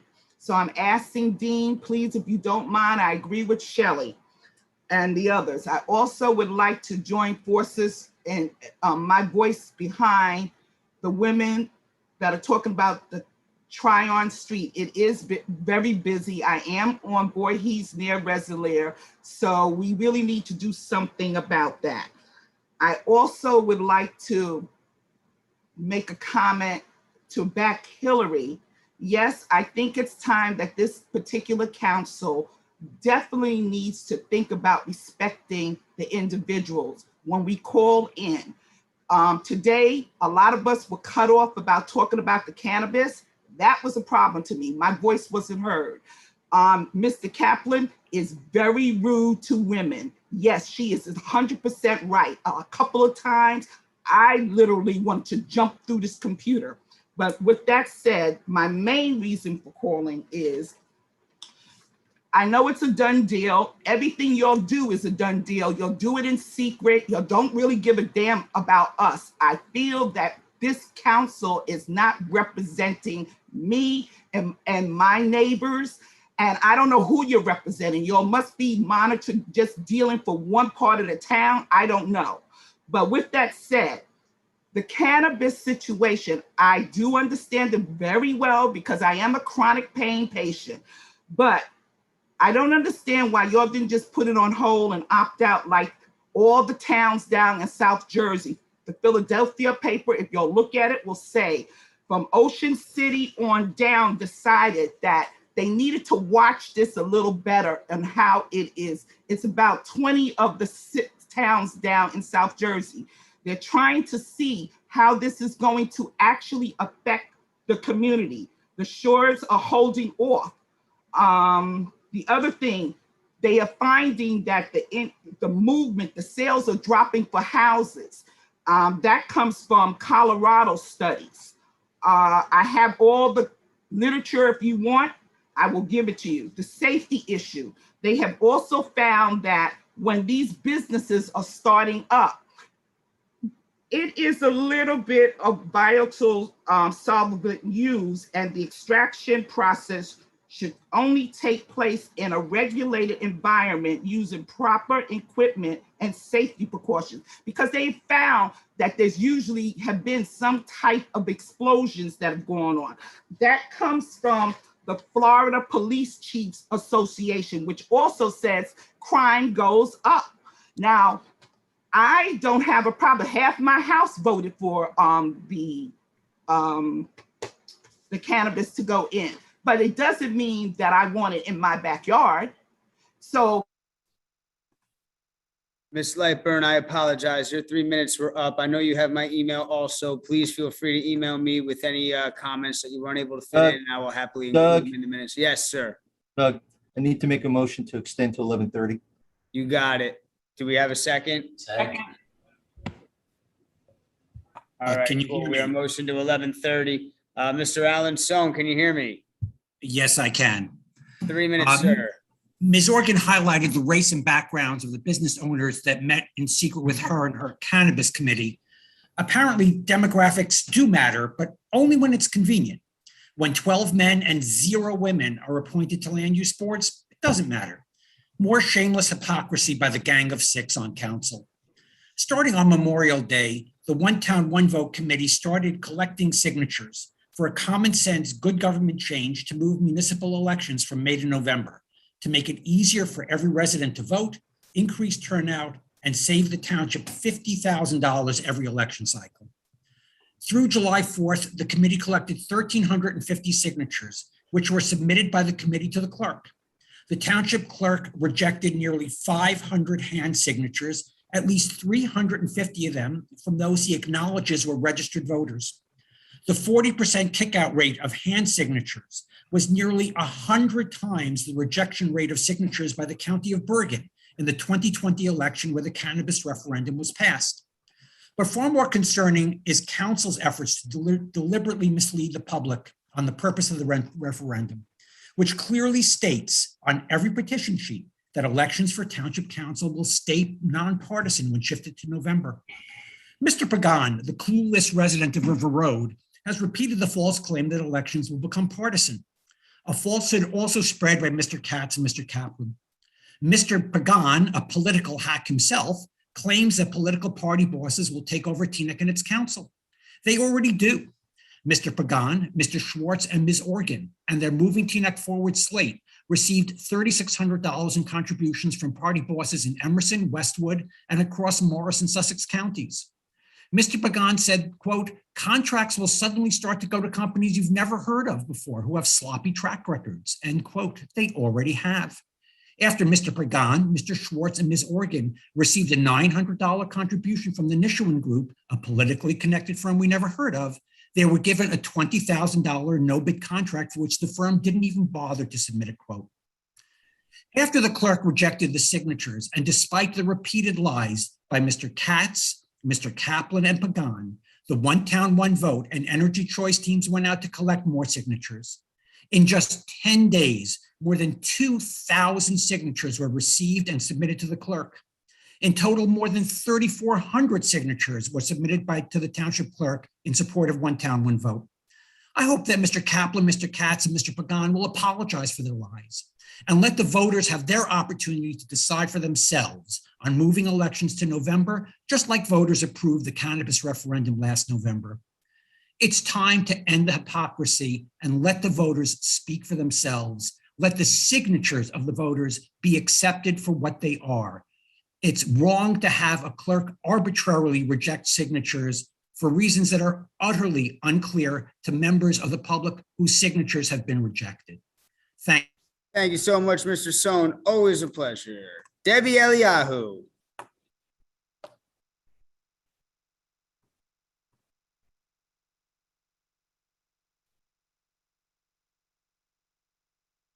Can you hear me? Loud and clear, Debbie. You have 3 minutes. Excellent. First of all, Paula Vergoven, every word ditto. But I'd like to speak about the proposal to move the council elections from May to November. I understand the turnout at council elections is low, and the same is true sometimes of November elections, particularly in off years. But if we add the council elections to the November ballot, we can hope to take advantage of the publicity and interest that there is in a national or statewide election to increase voter turnout. I don't think it could possibly reduce it, as I'm sure there would be synergy between the two groups of voters. The difference would be even more pronounced when there's a major election. That should be, and there should be no concern that the council would look partisan on the ballot, unless it's not, especially if it's not listed in a partisan column. But my statement tonight is regarding the oft repeated concern or predicted threat that if we move the election to November, the election will somehow be, the council would somehow be under partisan control and political parties would be choosing the future township manager and township employees. Dean, don't worry about this. The same goes for corporate influence as it happens. I don't understand why. I simply don't. I really didn't give it much thought until Deputy Mayor Katz and Council Member Pagan brought it up. And then I started thinking, how much of it is going on now? How many companies are donating, and political parties, how much and to whom? Our township can only be beholden to an outside entity if we owe them something. The solution is simply not to owe them anything. And how do we do that? My first and only granddaughter doesn't yet know how to speak, but she sure knows how to shake her head no. The terrible twos are called that because of the 2-year-old's ability to refuse anything and everything. And in the famous words of Nancy Reagan's drug campaign slogan, just say no, we could do that here in Teaneck. If campaigns and candidates were to do this, no political party and no business would have any sway here in town. They could ask for favors and probably would, but council members have a fiduciary responsibility to the township residents. It would therefore be inappropriate for a council member to grant favors that benefit anybody but the township and its residents. The way to guarantee this is to enact ordinances to this effect. There are already rules about campaign donation limits and when filings have to be completed. It's my belief that here in Teaneck, we should think of whether we want outside influence in our elections, who promotes candidates, who pays for signs, postcards, mailings, etc. Or do we want this town to be where we... Debbie, I apologize. Your 3 minutes were up. I know you have my email, my friend. Please feel free to email me your comments. I will copy and paste them verbatim into the minutes. Doug? Yes, sir. Doug, that concludes the time for good and welfare. Anybody who has their hand up, if they want to send in comments that to the clerk that they want to include in the record, they can do that. But at this point, I'm closing good and welfare. Now, before we start comments from council, I just want to say that there was a comment this evening from the public with respect to a potential legal action against the town with respect to the petitions. So I'm going to tell the public that at this point in time, because of that, we've been counseled that we should not be making any comments with respect to these petitions at this time. So you're not going to be hearing anything from us this evening with respect to that or anything regarding the petitions until such time as the clerk finishes his work and a decision is made. So I wanted to make that clear to everybody. If they were waiting for someone to say something, we are now in a position where we cannot do that. Okay. So I'll call now on council members to make comments. I'm going to do it randomly tonight. So we're going to start with Councilmember Organ. I'll be quick. Just to Ms. Garvin, I think we met and you showed me the video when we took a walk at Brooks Park, and I was hoping that you would email me because the video was awful. And thank you and everyone else who came out to speak with you. But if you could please send council an email with all the information, please forward the video as well, and we'll look into that. And just to Ms. Goldberg, you slandered me when I first started running. You told a lie about me, and Ms. Fisher jumped on board and called me trash. And I blocked you and I didn't answer you because that's the classy thing to do. You can't call yourself an editor of a publication. You can't throw darts at other people and then hide when somebody answers you back. And it's not not being a female, because Councilman Kaplan will do it to males also, but he answers when he feels that something is wrong. But I felt your wrath. I felt like you threw something at me, and I've never met you, and I've never had a conversation with you. So, I don't know, maybe look in the mirror. That's it. Councilmember Rice.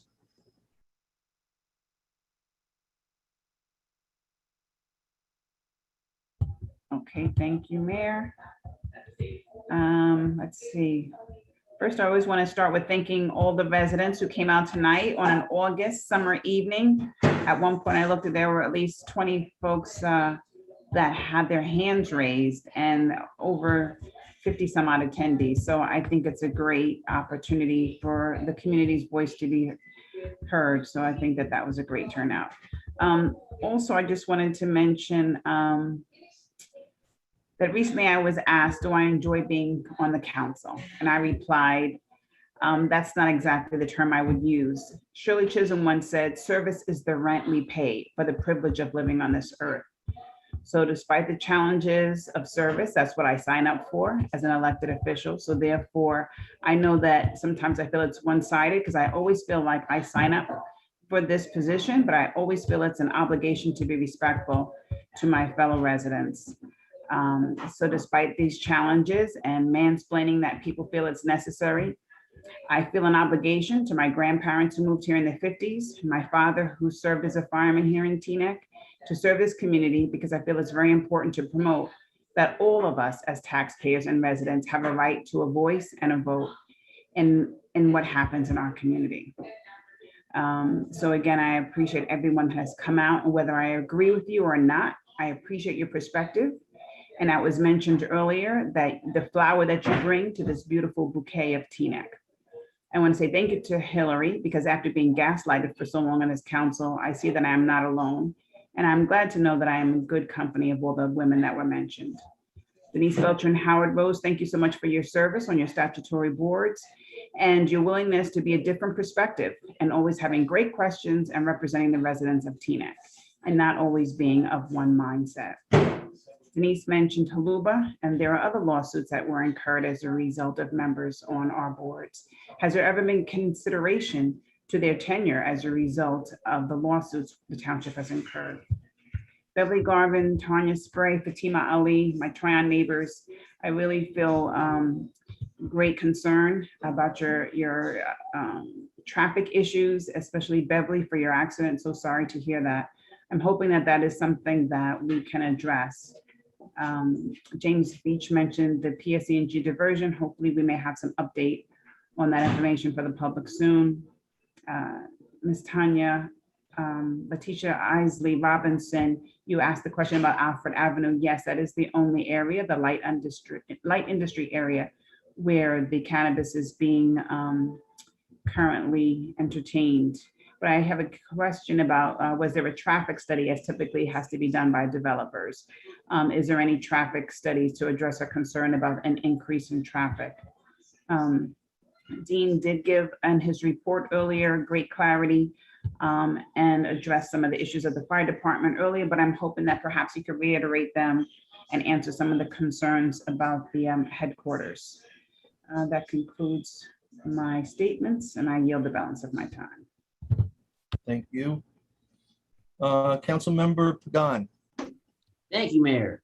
I just want to remind residents that during the month of August, we recognize Korean Independence Day, Indian Independence Day, Women's Equality Day, and the 1963 March on Washington, all very important moments in history to observe.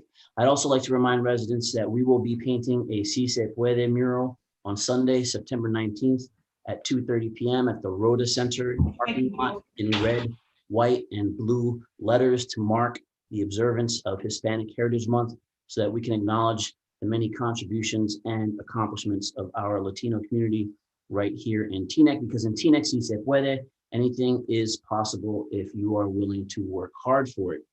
I'd also like to take this opportunity to thank our police department for organizing National Night Out. It was a great event, And our police department is a very important part of our Teaneck family. So many thanks to all of our police officers. And lastly, but most importantly, I'd like to thank all of our residents for participating tonight and expressing their opinions. We hear you, and although we might not have enough time to answer every question that you have at our meetings, we do follow up with you and our manager to help ensure that all your concerns are being addressed. Thank you, Mr. Mayor. That is my time.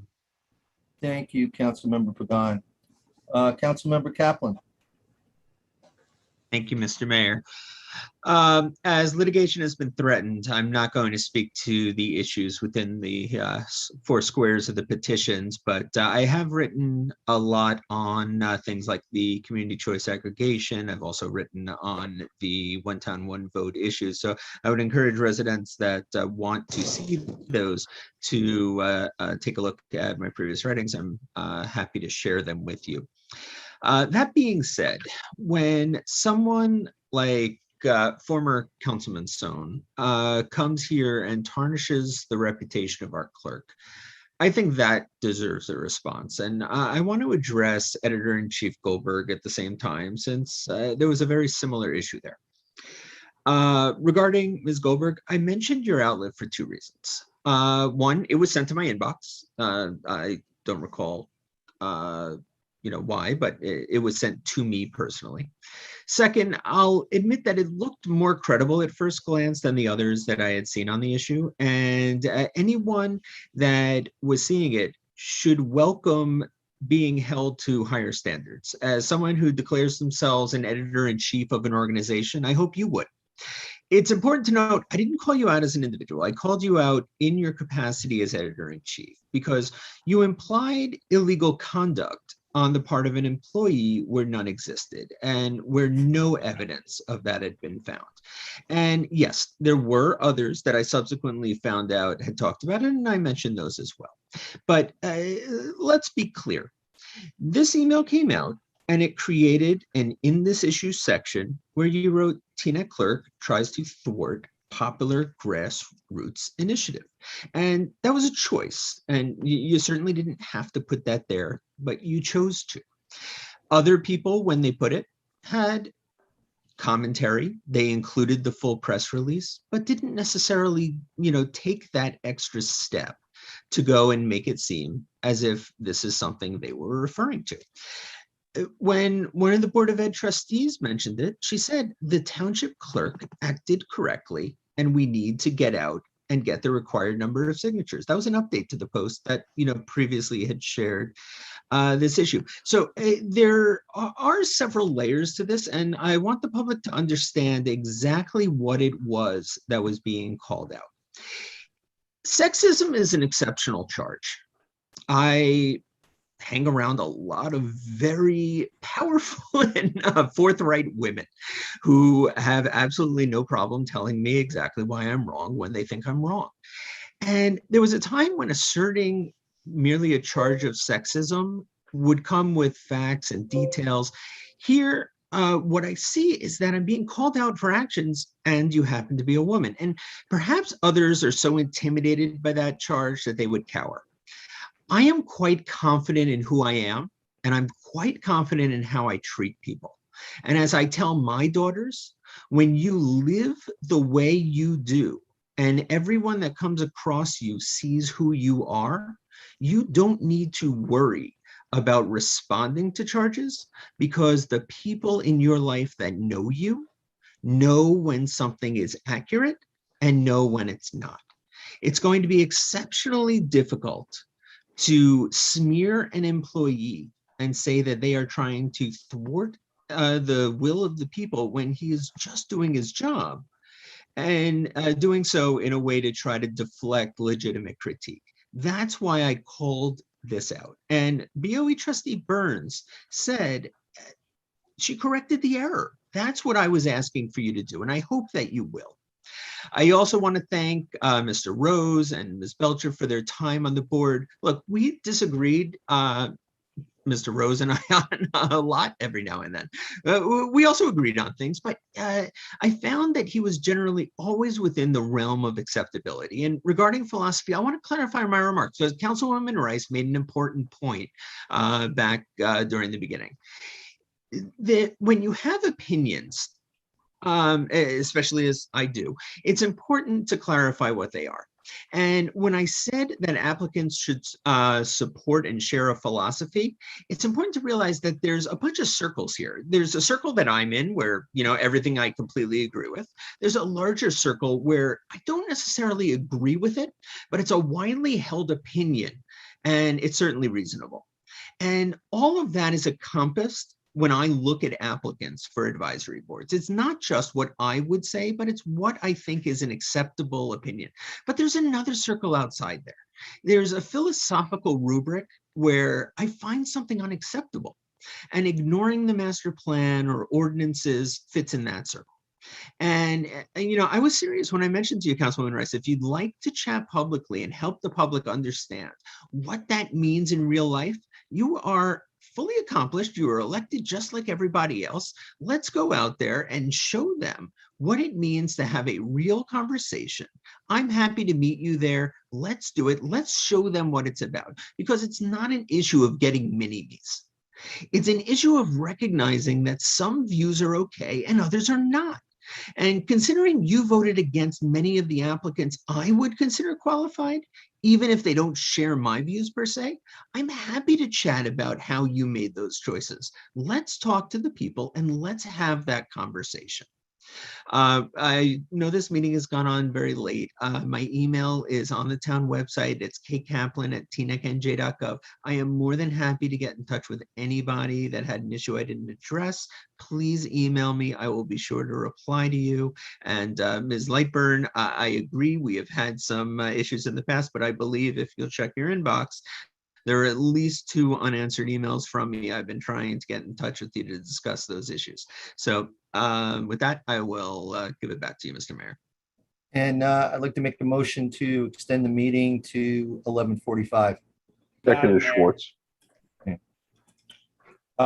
Deputy Mayor Schwartz, you're up. Yes, thank you very much. I'll try to be brief as the moment is late. First of all, on behalf of the Teaneck Volunteer Ambulance Corps, this Sunday is their annual car wash fundraiser. So please come on down. It's been quite a bit of rain and muck around, so your car can use their dedicated car wash. They will do a great job washing your car like they do serving the town. Second, I'd like to thank Howard Rose for his decades and decades of service on our planning board, and look forward to honoring him at a future meeting. If you're still on, Howard, again, thank you. We've spoken over the years and we've spoken since the last meeting, but I wanted to thank you publicly as well. Councilwoman Rice, I believe you had asked about the traffic report. Yes, the traffic report was done by outside companies as it relates to Alfred Avenue, and then reviewed by Stonebridge, our internal team as well. And that the amount of traffic that complex is expected to put through to the area is considered minimal. That's their professional analysis. My analysis, or anyone else's analysis on the call, our 1-500 and our Avalon complexes, which are almost identical size, have yielded very little traffic, especially Avalon, that I have the honor of jogging past 3 or 4 times per week. Lastly, I'd like to request, I've had the honor this evening of stopping by a wedding. It's at 5:30 this evening for a friend of mine, and I took 2 hours of the meeting in the caterer's office, alternately standing up and sitting up in his office. And regrettably, former Councilwoman Mintzone decided to post a picture on his Facebook with what appears to be me sleeping, I guess, in the caterer's office, which I obviously was not sleeping of, but I guess the angle does show it, and he decided to post it on his website. Mark Schwartz sleeping through public comment about ordinances. Blatantly false. You can test me if you want, but most importantly, many members on tonight have requested that we respect the public. I strive my best to. There are occasions where if I haven't, I've apologized. But respect is a two-way street, and your comments tonight and your comments on Facebook were entirely out of line. So with that, please keep in mind that you get what you give and you give what you get. And I'd appreciate if you can remove that blatantly false and blatantly insulting Facebook post. Thank you very much. Thank you, Deputy Mayor Schwartz. I have a couple of items and then I have a comment. In terms of Tryon Avenue, Dean, can we do some type of speed or traffic study there to take a look at that? I was going to, if you yield some time before the end of the meeting, I can quickly cover that. I was running to pull up some information about what we've done on Tryon, Van Cortlandt, most recently addressed the fire issue and Okay, I'll also do Green that. Acres. When I'm done, I'll Okay. give that to you. Sure, absolutely. Thank you.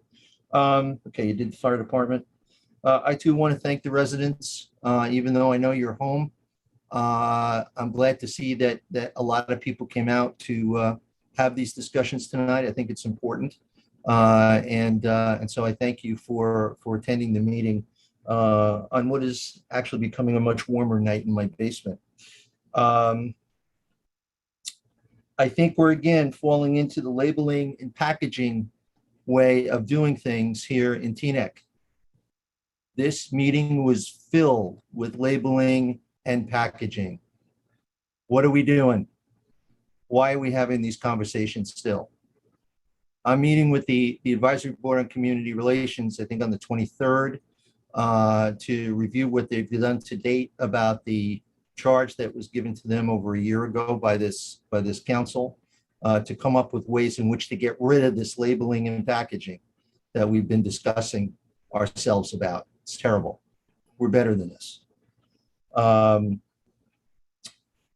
And what else? Oh, it's one thing to have a disagreement on facts. But when you mix up that with a person's integrity,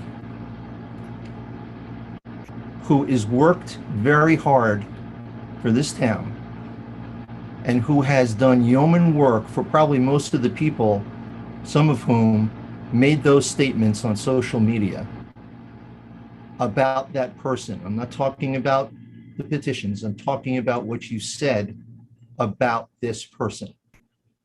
It was disgusting. It was awful. And if you have any integrity whatsoever, I would expect before you go to bed tonight that you pull out a piece of paper and a pen and start writing your apology to Doug Roussillon. That was awful what you did to him on social media. It had no place.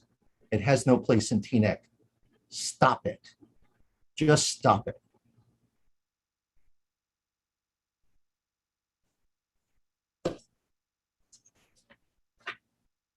Let's move on to the consent agenda. Township clerk, read the amount of the bill list. Mayor, did you want the manager to speak on Tryon quickly? Oh, I'm sorry. I apologize. Yes, Dean. All right, Fire. thank you. I'll just be a few minutes. I appreciate everyone's comments tonight about your fire questions, the traffic issues. Just let me comment briefly, and I'll keep it brief because of the time.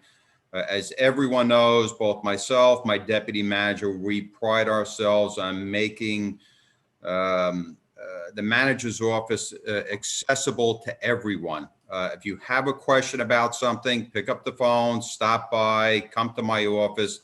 Never a problem. Shelley, I'd love to see you in person. Shelley's my former classmate. You're always welcome. I will have the fire chief attend the next council meeting to answer some questions as well. But I can say that, and I've had some discussions with him, that the closing of a firehouse is not an option.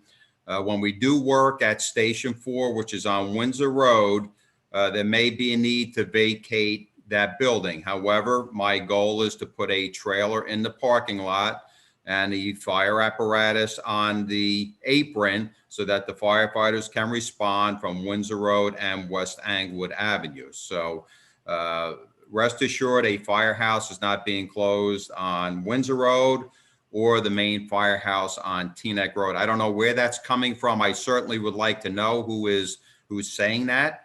If someone will come forward and tell me, that would be great. But in early 2018, the fire department command staff, they convened a series of meetings designed to develop a strategic version for the department, essentially to lay out a plan and a guide for the department's present and future. Having more firefighters on each piece of apparatus has yielded more efficiencies and made fire responses better, safer, and more effective. And that's what Chief Zaretsky has done. The fire department is NFPA compliant. Studies have proven that properly staffed apparatus operate more efficiently. Each member on each piece of apparatus has a clear defined role now. The sale of the old heavy rescue with its 20-plus-year-old equipment, this allowed us to purchase new equipment to equip our 2 new state-of-the-art engines, which we now call squads, which means that we have twice as much rescue capability permanently staffed. So we have come a long way with staffing and having the right equipment, state-of-the-art equipment. And these 2 engines, squads, went on the road in service late last year. Many times in the past, that old rescue truck was not in service for many reasons. This squad concept that the chief has started is being replicated around the state, with many departments now considering it. Our mutual aid partners are pleased as well. Now, when they come to Teaneck, the chief is telling me that our fires are handled more efficiently and less help is needed. And again, these changes have properly made staffing with the apparatus NFPA acceptable. A change in staffing did mean a compromise. So the chief has told me that he removed engine 1 from service. While they don't have an engine company responding from headquarters, they do have a properly staffed ladder with members assigned to immediately conduct search and rescue when the situation calls for it. Squad 24, which is one of the new engines which carries water, is a very short distance away. And during the recent fatal fire, Squad 24 reported on scene 34 seconds behind the group out of headquarters. So water is getting there very quickly and there is no delay. The chief has also advised me that decisions he's made have been for the good of the department and the safety of all residents. And I'm confident that they continue to represent the best decisions possible. And again, I will have him at the next council meeting to answer some questions as well. With regard to Green Acres, I have been in contact with Green Acres, specifically Mort Snyder, as recently as today. We have properties identified. It's not easy as saying, let's just identify properties. They have to be approved, which she's working on. So rest assured, we're doing our due diligence, and I will report to council some additional information shortly. With regards to, and I had to pull up some notes earlier, with the most recent accident at the Van Cortlandt and I believe it was Van Buskirk. Again, this was the cause of the accident was driver inattention. The driver was not paying attention, went through the stop sign. I can't prevent that. The police can't prevent that. Drivers need to be more personally responsible, slow down. Whether you have stop signs, speed bumps, people are still going to speed. However, they have recently conducted traffic surveys on Tryon Avenue as recent as early July and Van Cortlandt. Average speeds with the device they used was 21.52 miles per hour, and that was on Van Cortlandt, and that was recently done. And I gave all those results to Jackie Wilson. She had asked for it, so I did provide all those results to her. And also on Tryon Avenue, it was 28.2 miles per hour.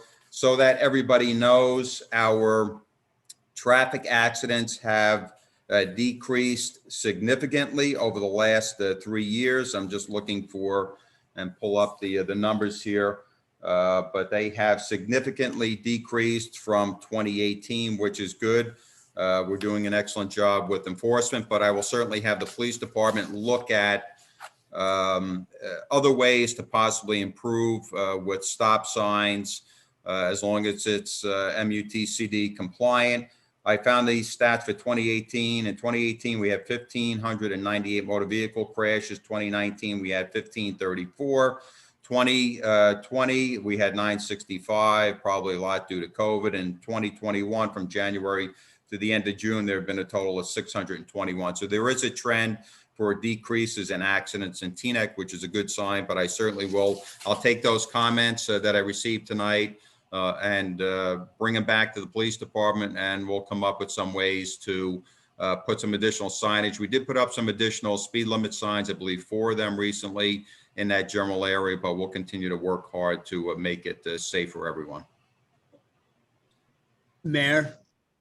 Yes. But before you Yeah. extend the meeting again, because Yeah. you're going to have to, I just wanted to say very quickly to council and to the public that if any members of the public that signed any of these petitions have any questions about their signature, that they are absolutely welcome to call my office at extension 1028. And my email is clerk@teanecknj.gov. Like I have said repeatedly throughout the meetings, everyone is always welcome to come speak to me. I am absolutely disposable to the residents, to council. And if anyone needs anything, I'm just a phone call away, and I always appreciate honest, open discussion. That's all. Now I think you need to extend the meeting. Yeah.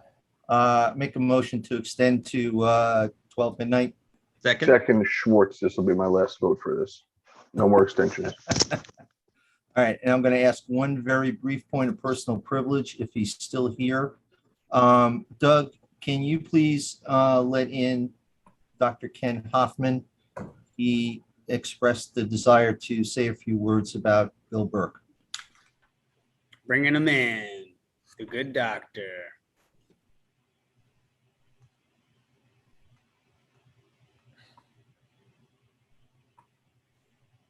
Dr. Ken Hoffman, please unmute.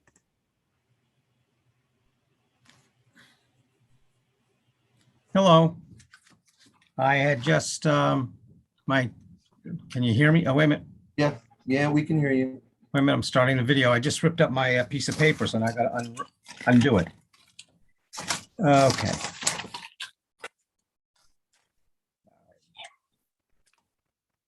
I'm just going to, there we go, start video. Here I come.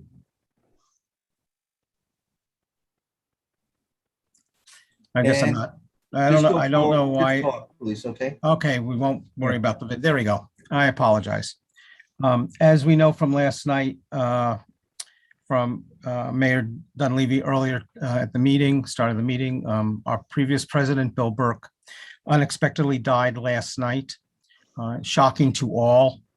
I just wanted to bring to the community's attention that he was a righteous person. I have subsequently written my entire remarks to be put into the minutes. He was a person who always put the township of Teaneck first. And we all know, as a righteous person, whether male or female, that he always was concerned about the good of the community, to work to make our town, our children, our events, our recreational process better for all. To Patty, Aaron, and Ryan, my family and the TJSL board are in mourning, and we also celebrate his life. We look forward to celebrating his life at a future time, particularly during the beginning of our season in September. And I hope that everyone will take a minute to reflect on his good deeds and the recognition that he worked to make our township better, irrespective of anything else, but to have our children and their families enjoy the township and make it the best place it could be. Thank you very much.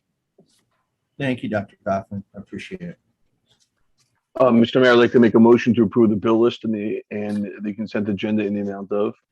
Only if the township clerk reads them in, Deputy Mayor. So we have a bill list in the amount of $13,843,580.76. So moved. Second. Before we move, Does anybody want to pull anything on the resolutions? Yes, Mr. Mayor. Councilmember Rice, Yes, I'd like to pull resolution number 224, please. 224. Anyone else? All right, then I'll move the consent agenda consisting of raffles, minutes, resolutions, numbers 220, 221, 222, 223, 225, 226, 227, 228, 229, 230, 231, 32, 33, 34, 35, and 36. And the bill list. Or a second? Second. Doug? Councilwoman Rami Rice. Abstention on the bills list and yes to everything else. Councilman Began. Yes. Councilwoman Organ. Yes. Councilman Kaplan. Yes to all. Deputy Mayor Schwartz. Yes to all. Mayor Dunleavy. Yes to all of them. Adopted. Councilmember Rice, 224. Yeah, I just, authorization for TWA, the 520 Palisades Avenue.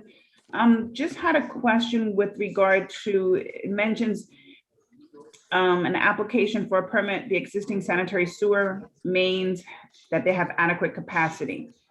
So I just had a question about that. And also in terms of, I know oftentimes when we talk about all this various development, the community has had concerns of, do we have capacity in terms of our infrastructure?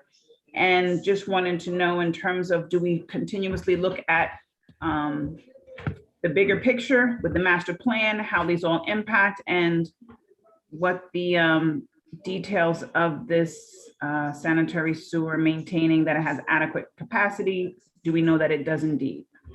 I can answer that one if you like. Mr. Mayor, I can take the specifics if you want, or, Go ahead. sorry. I got those specifics. I'm not sure what Councilman Kaplan wanted to refer to. 520 Palisades Avenue has a massive sewer, but it is controlled by Pagoda and exits onto Pine Street by Pagoda. And should Pagoda not want to consent to allow a hookup, the developers will be doing a on-site sewer pump, and that's what the application is for. That's the specific answer as to this one. As it relates to everything else, the manager or someone else can speak to our general sewer capacity. We had a great forum several years ago, and our DPW spoke about our sewer capacity. As an example, when the new building on Palisades Avenue was built, our Palisades Avenue sewer capacity was at 45%. So we are very well sewered, but that is something that I can defer to other experts. I just wanted to give Councilwoman Rice the answer as to what this application was as it relates to the Pagoda sewer system, the 520 Palisades Avenue exits onto. So thank you. Councilmember Kaplan.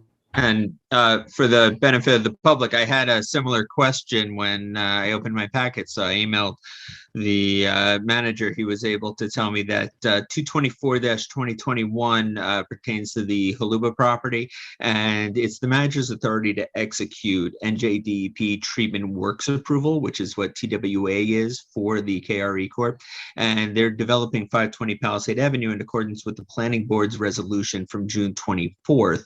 The sanitary sewer connection, as Deputy Mayor Schwartz mentioned, is required to be connected to the township sanitary sewer system. And what this does is shows the NJDEP through the resolution that the township consents to the submission of the application. And our existing sewer mains have adequate capacity. So this was reviewed and approved by the engineer and DPW. And that's, specifically what I went to check when I saw it as well. And with that, I will move that we pass it.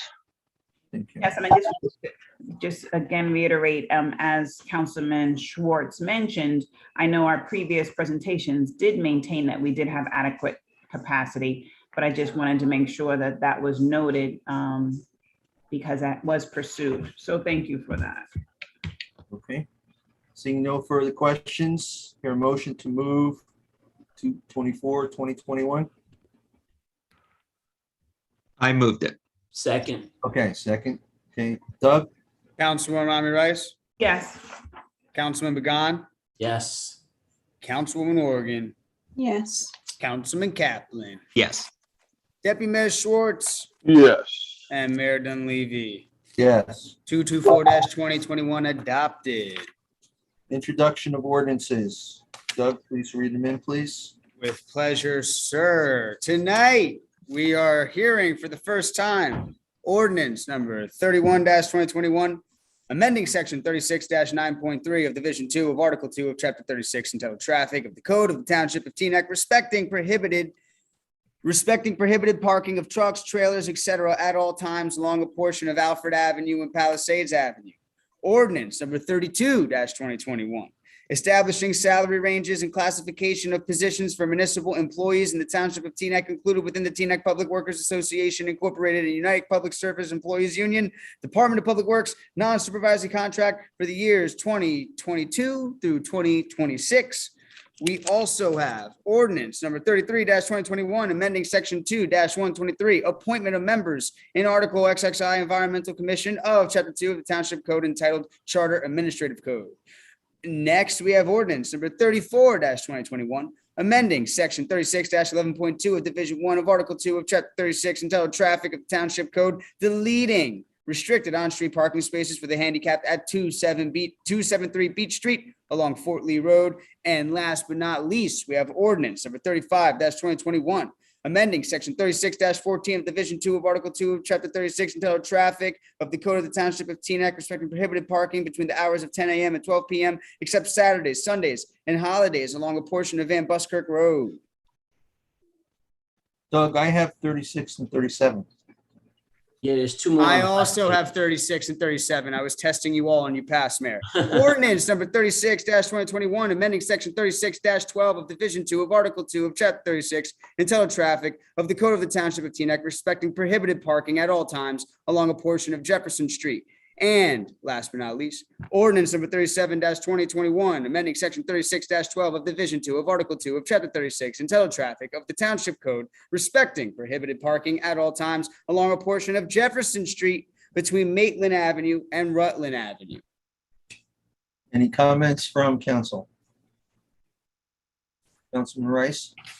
Yes, with regard to the ordinance 31, I just wanted to ask, on Palisades Avenue, does that include sections of near the park, near Booty Park, where we've been seeing some tractor trailers parked there? And I appreciate, Dean, I had mentioned that to you some time ago, so I was happy to see this on the ordinance.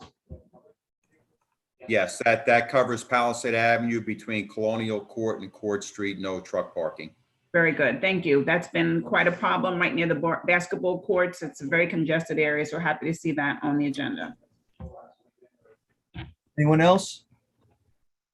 Okay.